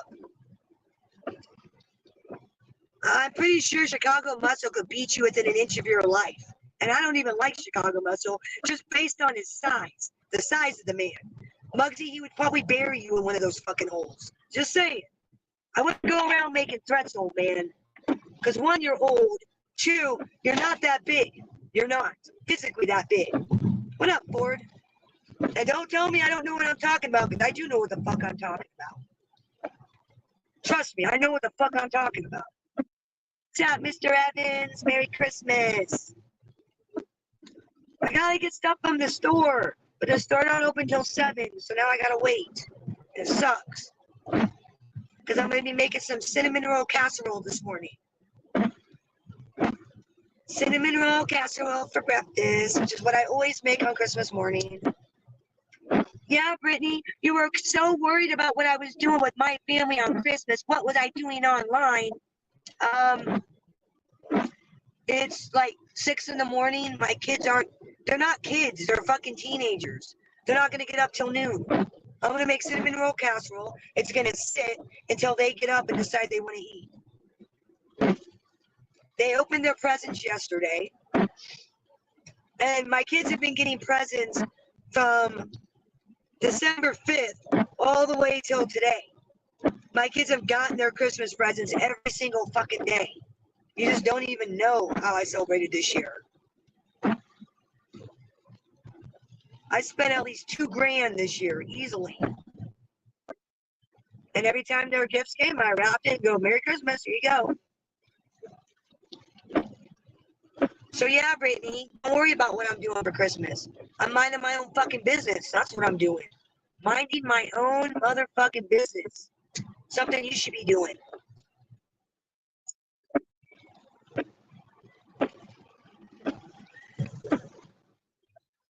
Well, you know, I shouldn't come down so hard on old girl. It's not, you know, she's mentally slow. I get that. You know, her kids are mentally slow, which obviously it comes from the mother. And that's a fact. Her kids are slow from what I understand. Developmental issues. Well, look at the mom. The mom clearly has developmental issues. Clearly. Good morning, Kyla. Good morning. Merry Christmas. I am waiting for my gas station to open so I can get some things that I need that I forgot for my cinnamon roll casserole. And I think I'm going to get my son some chocolate milk. And I need to get some soda. My son was supposed to pick up Pop yesterday from the store, and he didn't. So he forgot. So now I got to do it. It's raining really bad, as you can see. It's dark and cloudy. I got to watch for deer because deers are out. There's one right fucking there. Holy shit. I was just like talking about the deer. Damn. It just doesn't feel like Christmas, does it, guys? Like here, it's raining. Last year we had 2 years ago we had a tornado. This year it's raining. No snow, which I'm glad because I fucking hate snow. I don't like cold. But it just doesn't have that Christmas feel this year. Right? I know, it does not feel like Christmas. Like I said the other day on my live, it's not just me. I'm not the only one. Everybody is just not in the Christmas spirit. It's just not, I don't know, it's just not the year. I don't know if it's because after COVID, we're now back to normal, I guess you could say. I think that's a lot of it, is that this is the first year after COVID, like the first actual official year that it's business as usual. And the struggle with bills and the economy's bad. It's just nobody's in the spirit. That's how I feel this year. I want it over. I'm today good. Bye. I'm ready for Halloween. Bring on Halloween again.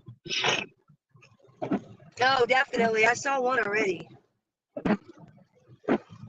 I'm almost to the gas station, but it's still like too early. So I'm gonna have to like sit and wait like I did yesterday. Yeah, I'm almost to where I gotta go. Almost. I don't mind though, because like I said, I got really nothing else going on yet. It's gonna be several hours before my kids get up. And I only kind of want to make the cinnamon roll casserole now because I'm getting kind of hungry. Sounded good. I'm kind of getting in the Christmas spirit a little bit. I really am. I'm kind of in there. You guys have like kind of, I don't know. I think it's you guys. You guys all coming in all bubbly and Merry Christmas. And, you know, it makes me happy. It warms my heart. So thank you. Really, guys. Thank you. All my chatters. Thank you, guys. You really, you put me in the Christmas spirit, guys. Exactly, now, but you know, it's different when your kids are adults. Like, my youngest is 14. He had his birthday on the 11th. He doesn't care about getting up on Christmas morning and opening presents. He just gave them their gifts as they came in the mail, because I got a lot of their shit on Amazon, shit that they wanted. and gave it to them as it came. They're just not they're not little kids. So when they're not little kids, it's not the same. They're not into the same, getting up on Christmas morning to unwrap presents under a tree isn't really their thing anymore. My kids want to spend their Christmas online with their friends. Like, really. My daughter, we hung out for a little bit last night. My sons were at my in-laws. And my daughter, we watched a movie, and then she was online on her VR headset all night with her girlfriends. Today, she's going to be online on her headset with her girlfriends and friends, role-playing and doing whatever it is they do. So it's like it's not the same when your kids are little. Like if my kids were little, do you think I'd be online right now? Fuck no.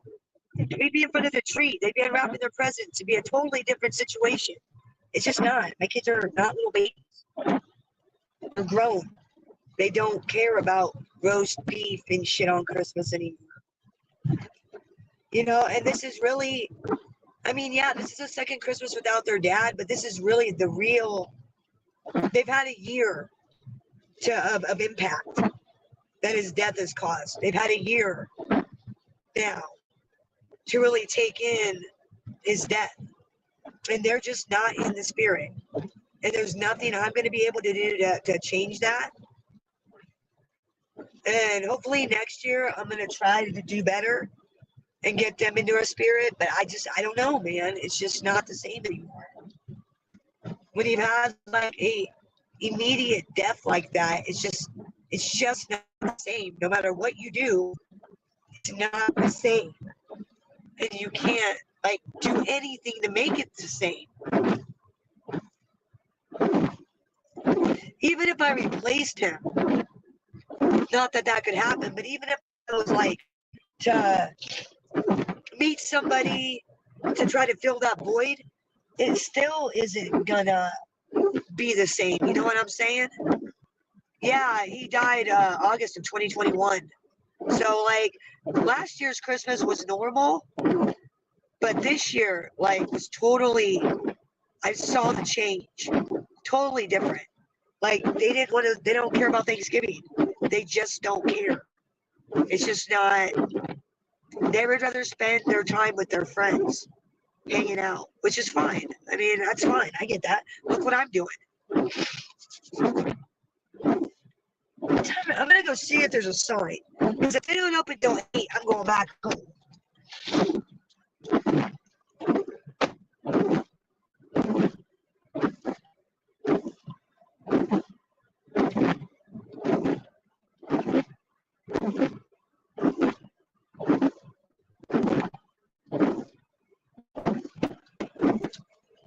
There's no sign on the door, so I don't know if they're going to open at 7 or if they're going to open at I bet they're going to open at 7.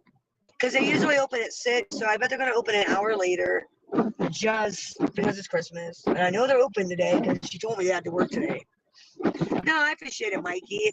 But that's all. It's this is the first year, we've had to really feel the full impact of grief. You know what I'm saying? This is the first year that we've had the first, impact. And like I said, grief doesn't always hit you right at first. I was fine August, September, October, then November, and I wasn't fine anymore. Of last year. So I don't judge people by how they grieve and how they handle their emotions, because everybody's different.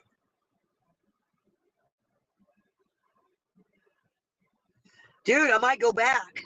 I don't know. I might go back. I don't know what I'm going to do yet. It's only 6:42. I don't know if I want to sit here. Well, obviously, I got to decide if I want to sit here or if I want to drive back. Yeah, there's nobody thinking around here. Like I said, you can't. That's why I giggle when Jules is like, you're on Social Security. When she said that in Mikey's room, I started giggling. It's like, bitch, do you have any idea where I live? You can't live on just Social Security out here. You can't. I wouldn't have a $40,000 car if I was on Social Security, Jules. I don't think you understand. I'd live in a shithole like you and have nothing like you. if I was on Social Security, claiming some fucking whatever. You know, what am I on Social Security for? That's what I'd like to know. Because I'm not mentally insane. I'm not physically disabled. So what am I on disability for? The grocery store is closed, but my gas station, I know they're opening today because they told me they were. And I just checked. It says they're going to be open today. And I'm waiting. I've got... Alright, fuck it. I'm going to go back to my house. I need a cigarette. If I have to wait, I might as well grab a cigarette. I want to grab... I'm going to grab some OJ. And no, I'm not going to OJ. I think I'm going to get some chocolate milk. I need to grab some chocolate milk. Oh, dude, I was dead asleep last night. My freaking neighbor woke me up out of a dead sleep. She was like pounding on the door to wake me up. I ordered some, why is this going so fast?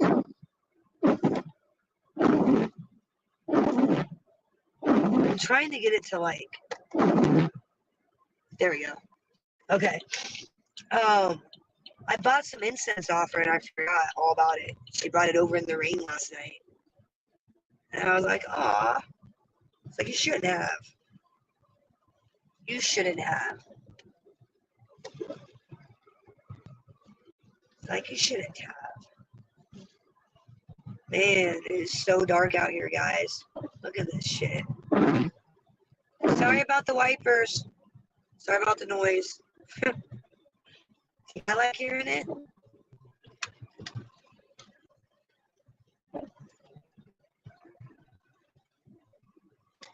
Drive around for a little bit. Aw, they're awake. Like, a lot of people in my town are awake. It's so nice because it's like, you know, they got kids or you know they got family coming.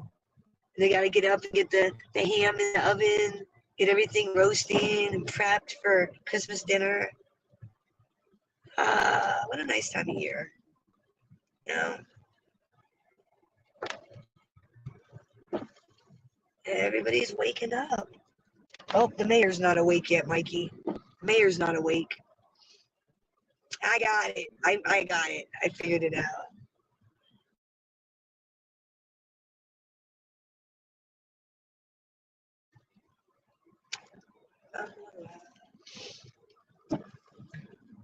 Oh my gosh. But yeah,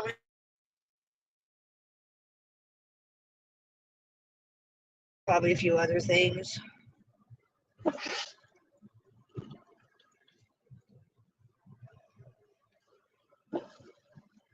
Then we'll make some cinnamon roll casserole. Yum, yum, yum.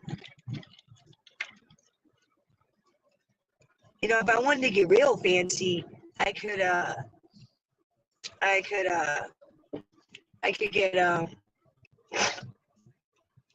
make my own cinnamon rolls instead of using the canned ones. If I wanted to get real fancy, but that takes a long time.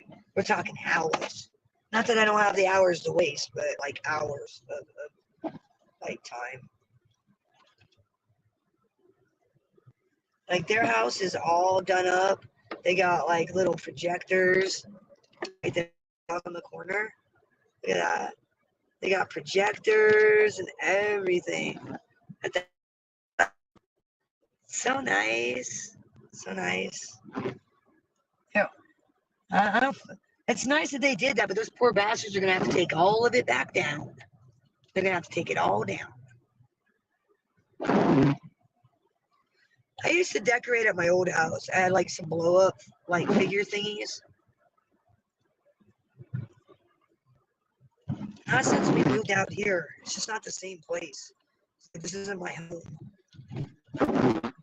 It's hard to feel at home when you're not at home. You know what I mean? Like, that's my house, but I'm not home.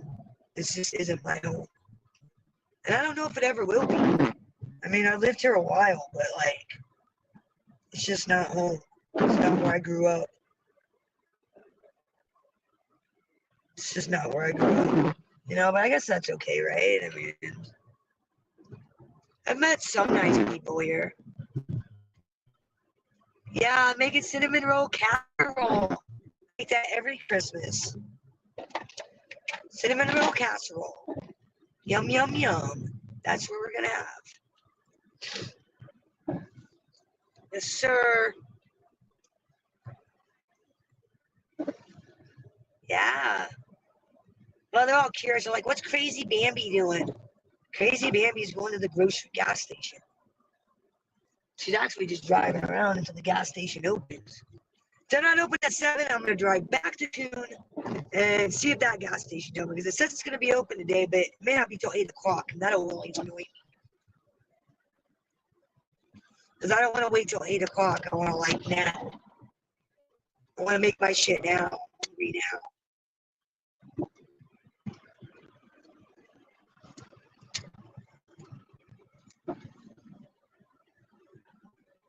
Because I looked it up, and they told me they're going to be open. That's like the time they're going to be open. I'm telling you, I'm guessing it's going to be 8 o'clock. I just got a feeling it's going to be 8 because there's no cars here yet. And if they were going to open at 7, surely there'd be somebody here, correct? Right? You would think, right? What's there to sign up? They have a sign up saying what their Christmas Day hours are going to be. You know what? We'll just go back to the house. And I think I'm going to start whipping up some waffles. I think I might make some waffles. I don't know what to think. I don't think what I want to do. Now I'm starting to get hungry. So like now my mind's starting to go. My fuel's good. I'm good on fuel. So like my mind's starting to go to all kinds of yummy things like pancakes and, waffles. And I'm hungry. I know, right? I want to make some like French toast waffles. I basically make everything you would for French toast, only I make a waffle batter instead. And then I strawberry jam and some powdered sugar. Sorry. Some powdered sugar. Hell yeah.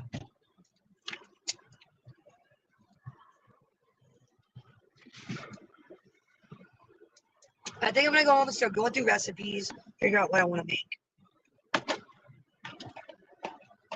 Until the store opens. Oh, yeah, with maple syrup. Hell yeah. I might make some waffles this morning. That sounds really good. We might make up some waffles. Might whip up a couple waffles this morning. Sounds kind of good, doesn't it? Use a little bit of whipping cream. Get the batter nice and fluffy. Oh yeah, and by the way, for all you ladies out there that don't know, the key to a fluffy waffle is you separate your eggs. You separate the yolks from the whites. Okay, so, and then what you do is after you get your waffle batter all mixed up, you save the eggs yolk, the egg whites to the side, right? And what you do is you whip them up. And then you fold them into your waffle batter. And that's how you get light, airy waffles. Is you whip the egg whites. You separate them from the egg yolks and whip up the egg whites to get that light, airy batter that you want. And you don't want to overmix it either, because you'll lose a lot of the air that way too, overmixing. All right, so I'm going to go out to my house, and I'm going to wait for the gas station to open. I'm going to guess not going to open until 8 o'clock. Bastards. Not till 8 o'clock, I bet. But I'm not parking in the yard because it's raining.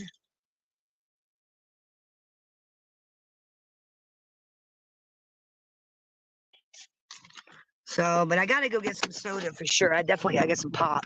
But I can wait an hour or so. Fuck it. We'll wait an hour. We will wait an hour. We'll wait an hour. Okay. Ugh. All right, be right back.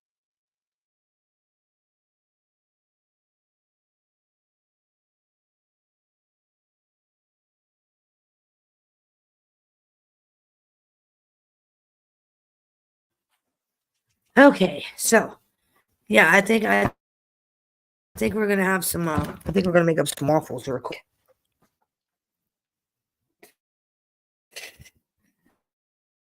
I think that's what we're going to do, and I think the power went out because my oven's clean.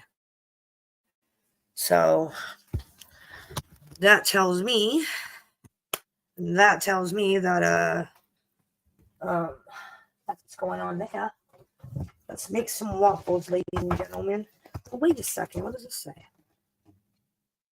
Ooh, actually, I think we might make some cinnamon rolls.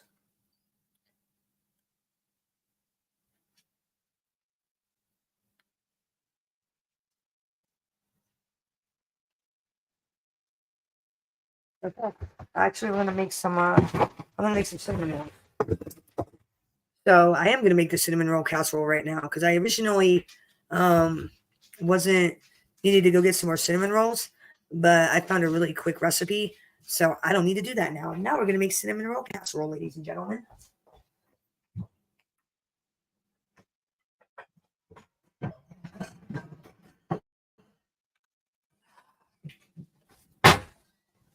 I gotta spray the baking dish.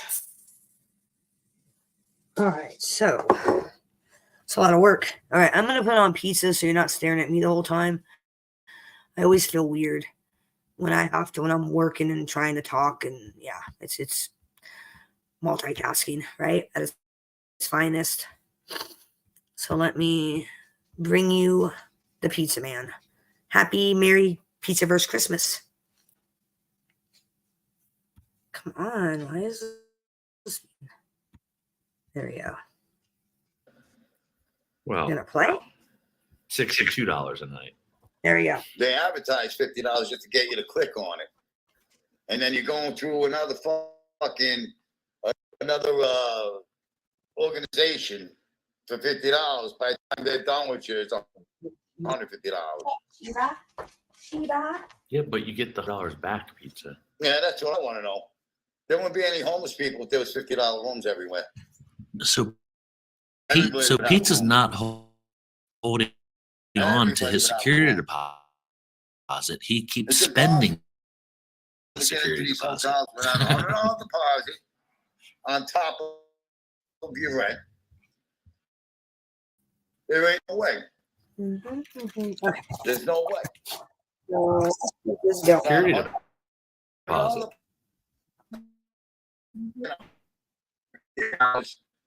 They don't let you in. Yeah, you need $100. Pizza, hold on to it. Stop stealing dollars.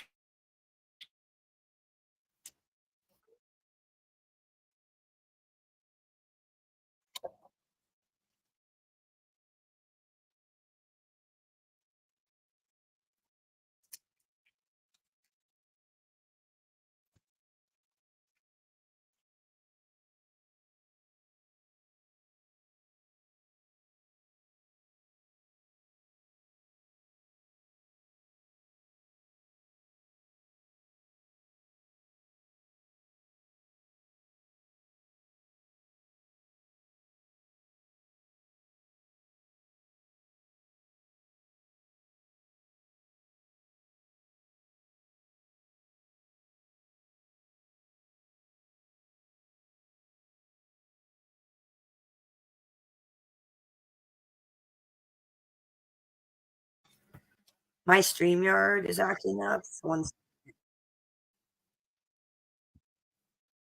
Yeah, now. Yeah, now. Yeah, now.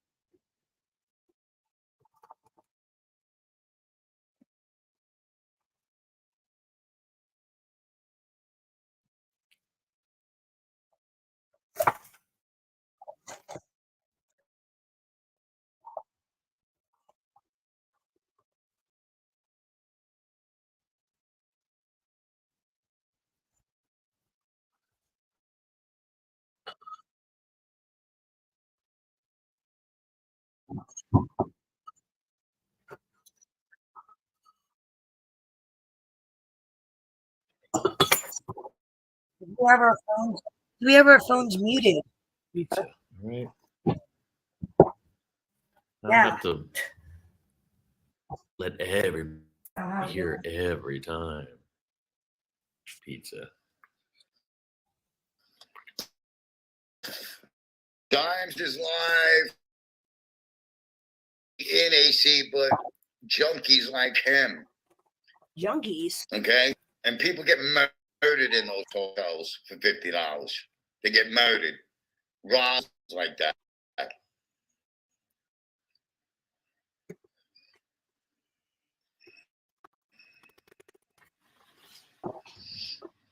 Doims. Joey. Okay? Dimes is a junkie, drug dealer, lowlife, Dimes, who lives in shitholes that are $50 a day because that's where he makes his money.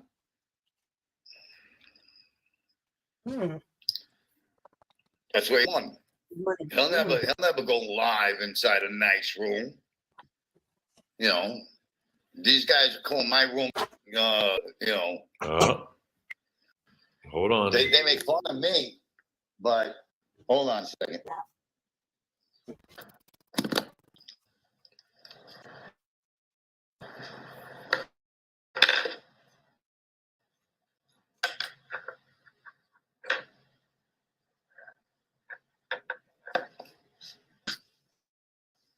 I had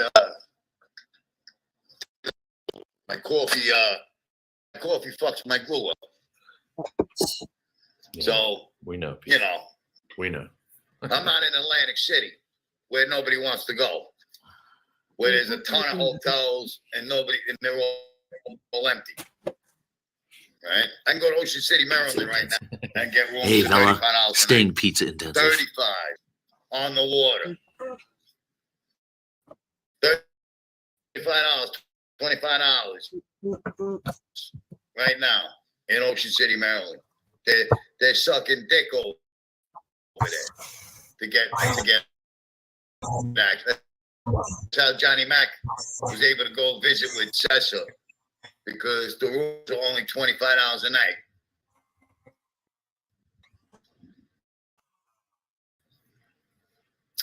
It's facts. I had a pizza down there for 10 years. That's not a fact. I go down there in the wintertime, $25 a night, stay in my friend's hotel. Right? The water, oceanfront, overlooking the ocean. It's beautiful. It's quiet. That's why FPS goes down All of there. it. See, FPS goes down there to Ocean City on vacation with Shanna, right? You don't tell everybody that the rooms are only $25 a night. Sure.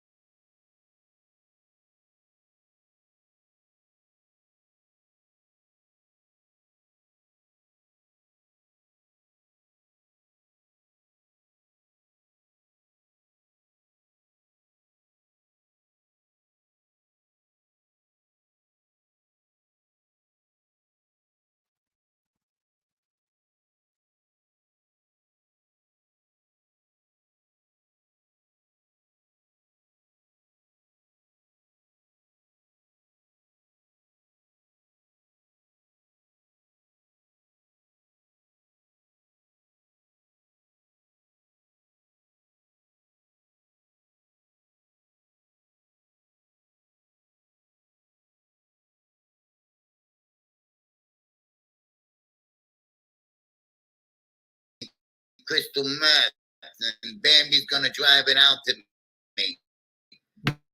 No, I She's a spun out a Thelma no. from Iowa. We supply Real us. jerk-offs. We supply.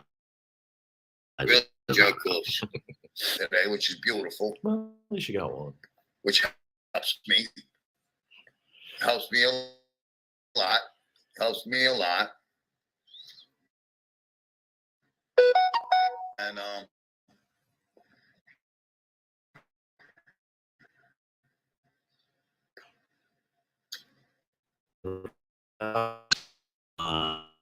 please and thank you, chat. This one from yesterday. He was that I was live.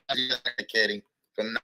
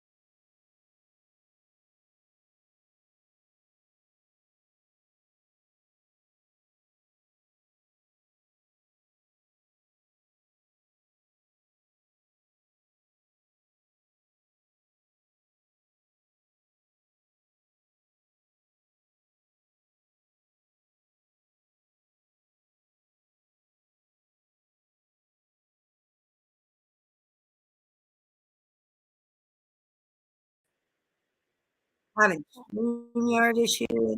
I apologize.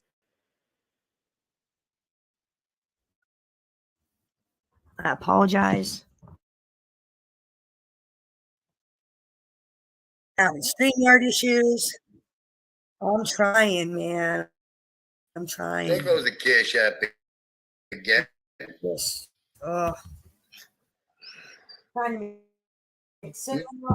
Night. Actually, I think yes, he did. 1,500.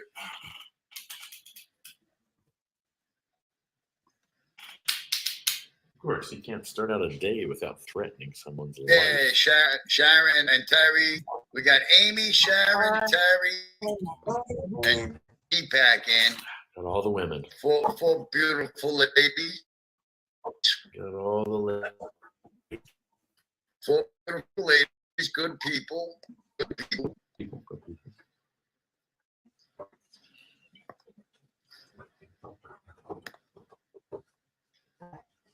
Yeah, I just made Sharon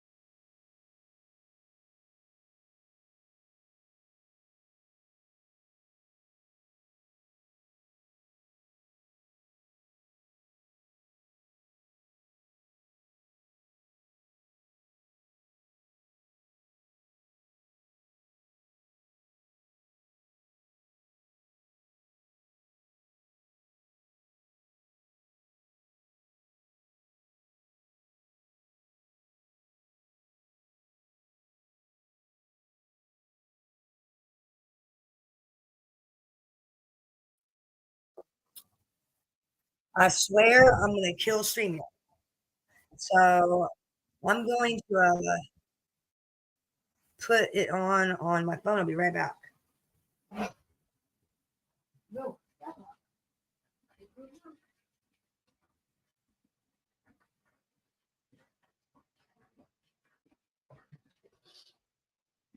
I'm making cinnamon roll casserole, so we're gonna listen to some pizza while I cook. Let's see, where's this clown boy at? Where you at, clown boy? The most current. So it's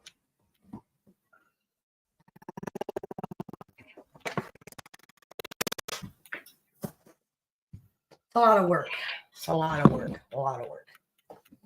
So I gotta get the cinnamon rolls into the pan, and then also I made some cinnamon roll dough, so some of the cinnamon rolls are gonna be homemade. So that's kind of what I'm doing at the moment.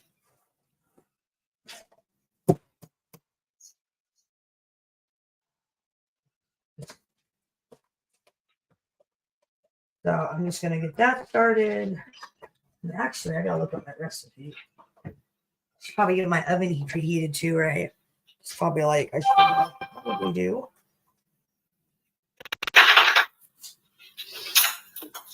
Okay. That one.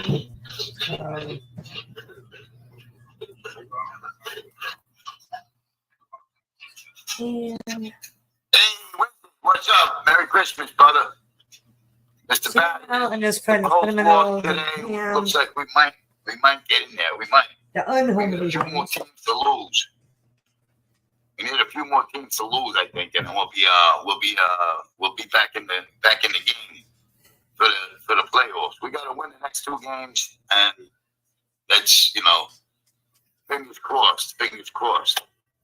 So yeah, I thought a homo stalker. I did see a homo stalker. Homo stalker. There was this black guy with a fucking Cuban hat on and a burgundy car with tinted windows.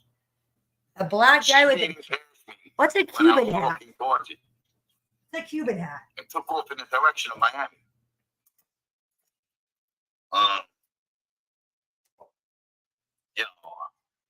Saying, is that a coincidence or what? The Gilligan hat, the sunglasses, tinted windows, burgundy car, same burgundy car I took a picture of, except for this one's a Toyota, not a Kia. Now, we know that bought a Toyota. They were looking at the Toyota, and him and his sugar mama were looking at the Toyota when they got the vet repoed. When the vet got repoed, and they gave the vet back. So it's very possible this guy's sick in the head. You know what I mean? He's sick in the head. He'll make that drive all the way to Georgia to sit and stalk all day long. He'll drive all the way back to Miami to be home for Christmas. And this is Christmas Eve right now. And there's a guy, who's a guest in a fat chick's house, who takes pictures of other people's shit and pretends it's his. Okay?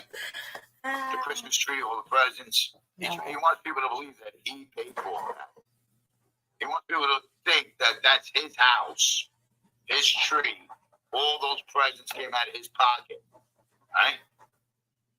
And it's Christmas. I really hate fucking bashing on people. But when I walk my dog out of my room and I see a car frantically trying to get out of the parking lot and spin off really fast, not even yield for a fucking red light on the right hand, right on red turn. I like how Pizza makes it about him. It was a burgundy car. Did you catch that? How Pizza tries to make a total stranger encounter about him? Caught that? Tinted windows. I saw through the windshield, the Gilligan hat, the glasses, and that was it. It had temporary plates from Florida. So, Good days, positive explosions. Merry Christmas, everybody. How you doing? New days, positivity, explosions. Yeah. So, you know, if that would Sam shame on, I mean, it's ridiculous. You got to be one sick in the head, stalking motherfucker. You know, this guy's a convict stalking It wasn't motherfucker. him. Yeah, I mean, he stalked women the way he's stalking me. This fucking homo. Just, you know, he stalks women the way he's stalking me. He must think that he must believe in his lie. He must believe in his lie. He was with Harry. Now Harry won't come to Florida. Harry won't come to Florida. He knows. Harry knows he won't make it in Florida. You know, nobody's gonna listen to his bullshit. Nobody's gonna listen to his bullshit. You know, so we're almost at 660 subs now. Melted butter. Melted 700. butter. 700 by tomorrow, Christmas Day, by the end of Christmas Day. We are at 659 right now. So we're 41 away from 700. Godfather is on MTV too.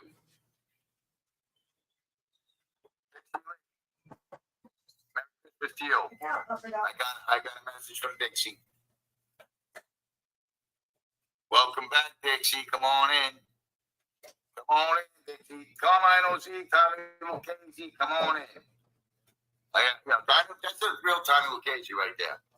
You know what I mean? Not the fucking fake one that came in earlier. Trying to, you know, that was that fucking reach around by over 60 guy. Reach around over 60, he's trolling me, trying to be Tommy Lucchese. Finish after 60 was Tommy Lucchese? Yeah. Carmine OC, Tommy Lucchese, Dixie. Welcome back to Team Pizza. And come on back. You know, the shadow knows. What? Everybody's leaving the Soul Flow show as fast as they can. The shadow knows. I like that. Yeah, no, they're evacuating him like he's got the plague. Everybody can tell that he's a mental case. 300 bots, 12 people in the chat. Everybody can tell this guy, he's lost his mind. He's been institutionalized too long. And the syphilis is eating his brain. He's got syphilis like Al Capone from getting fucked in his ass. You know? What? I'm serious. Al Capone got syphilis because he got his raped in Alcatraz. They raped the shit out of him. You know? They don't talk about it, but that's what happened in Alcatraz. That's not what happened. Like Tony Pizza fucking knows. Yeah. This guy. They raped the shit out of him. And he came out with syphilis. And then they let him go home early and die. So, in his hotel. That's why when they do that mini movie, when Frank goes to see Al Capone, not realize that Al Capone's mind is gone. And he goes back to Chicago and blows his own brains out. You know? Well, because you think Frank Nitti had syphilis? What? Yeah, Roberto, I mean, this guy, he's relentless. He thinks he's gonna be the channel for make it to make it homos and chomos, sex offenders and junkies to come on and have a voice. He wasn't smart enough to follow my lead. I gave him 3 olive branches. 3 times he chopped them off. 3 times he chopped them off and he turned on me because he chopped them off 3 times, you guys. Yeah, and I'm not gonna have him try to sleeve my subscribers and my supporters like he did FBS. All right, Mikey, have a good day, hon. Merry Christmas. He was trying Thanks for to get coming me over in. there. So all my people were going to his chat too. That wasn't going to happen. I wasn't going to let that happen. You know, him and Kevin was cash after me. We're going to help you build your fucking money. We're going to, yeah, okay. As soon as they brought up the money, I said, I'm done. Marco, what's up? Marco sending me a rose. Really, Marco? Is Marco a homo? Does the homo say what? I got a $50 cash app after the show today. I don't know if he wants me to shout him out, but I was surprised I took it back. After I went and got Leon his toys, I took it out. And I woke up and there was $50 replacing the 70 that I spent when I went to get Leon's toys, because I spent 20. I'll just say JC sent me 50. I'm not going to say the guy's name. JC, you know who you are. Thank you. Merry Christmas to you and your family. He just did. He just said JC. So that was $100 today, 50 early in the morning from another friend on YouTube. Wow. Amy, $50. Wow. Thank you. The other account, the phone. I'm not good with names. I'm not good with names. The Browns won today. That sucks. That sucks.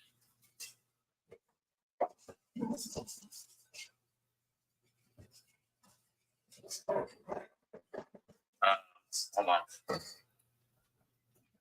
I'm waiting for the oven to warm up, then I'm going to pop the cinnamon roll casserole into the fridge. There we go. Into the fridge. I mean, into the oven. Oven we go.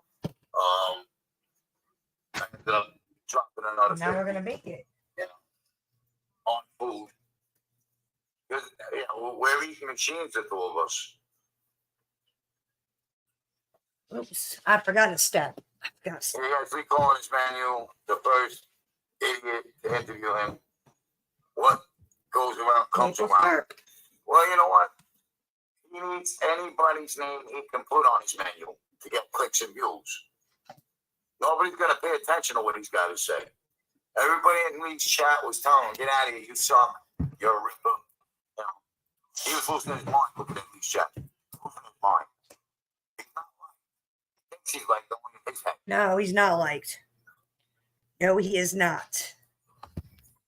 No. Mr. Sarcasm. Happy. Okay. So, you know, Lee Cole's another fucking irrelevant channel. Everybody knows that.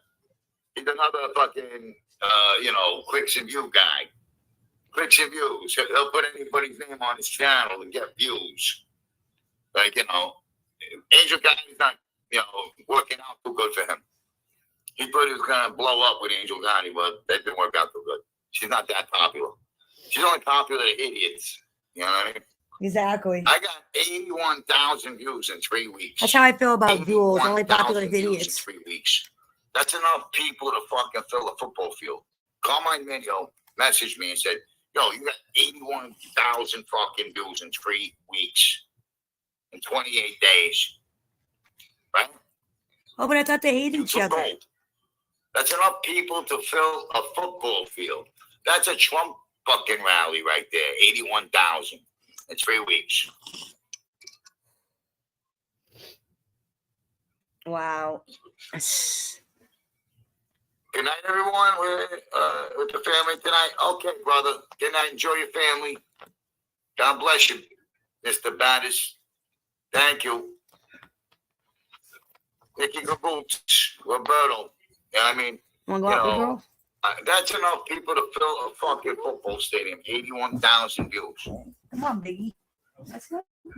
I mean, these guys want to sit there and put me down and put me down and put me down. I have 659 subscribers. Today, 3,000, 2,000, 25,000. I mean, 5,000, 6,000.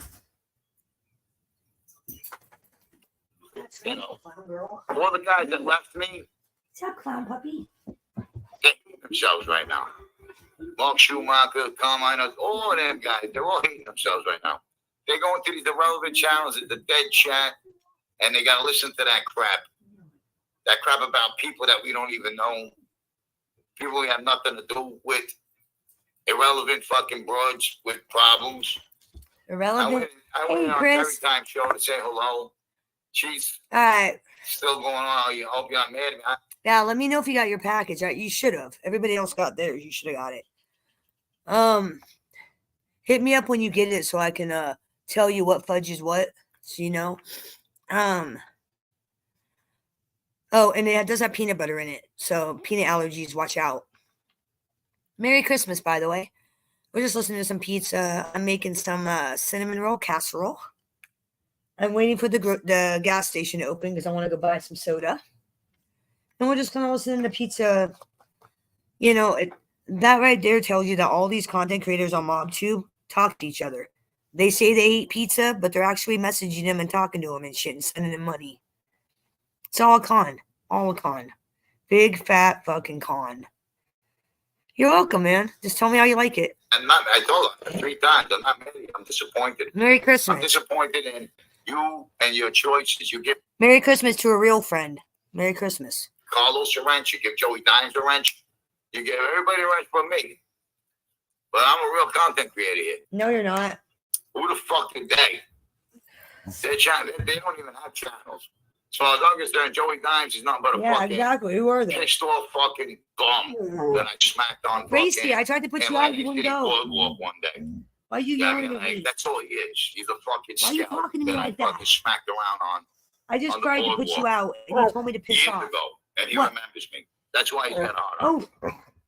All right, come on, let's go. You gonna go out this time? It's raining. It's still raining. Well, All right, let's go. Mr. Sarcasm. Hey. If you want a wrench, it's $100. You can cash out me, and I'll give you a wrench. Or you can work it out 20, 20, 20, you know what I mean? Whatever you want to do, you know what I mean? After you reach $100, I'll give you a wrench, okay? So, yeah. You know, that's how it works. You know, I don't give wrenches to deadbeats. All right?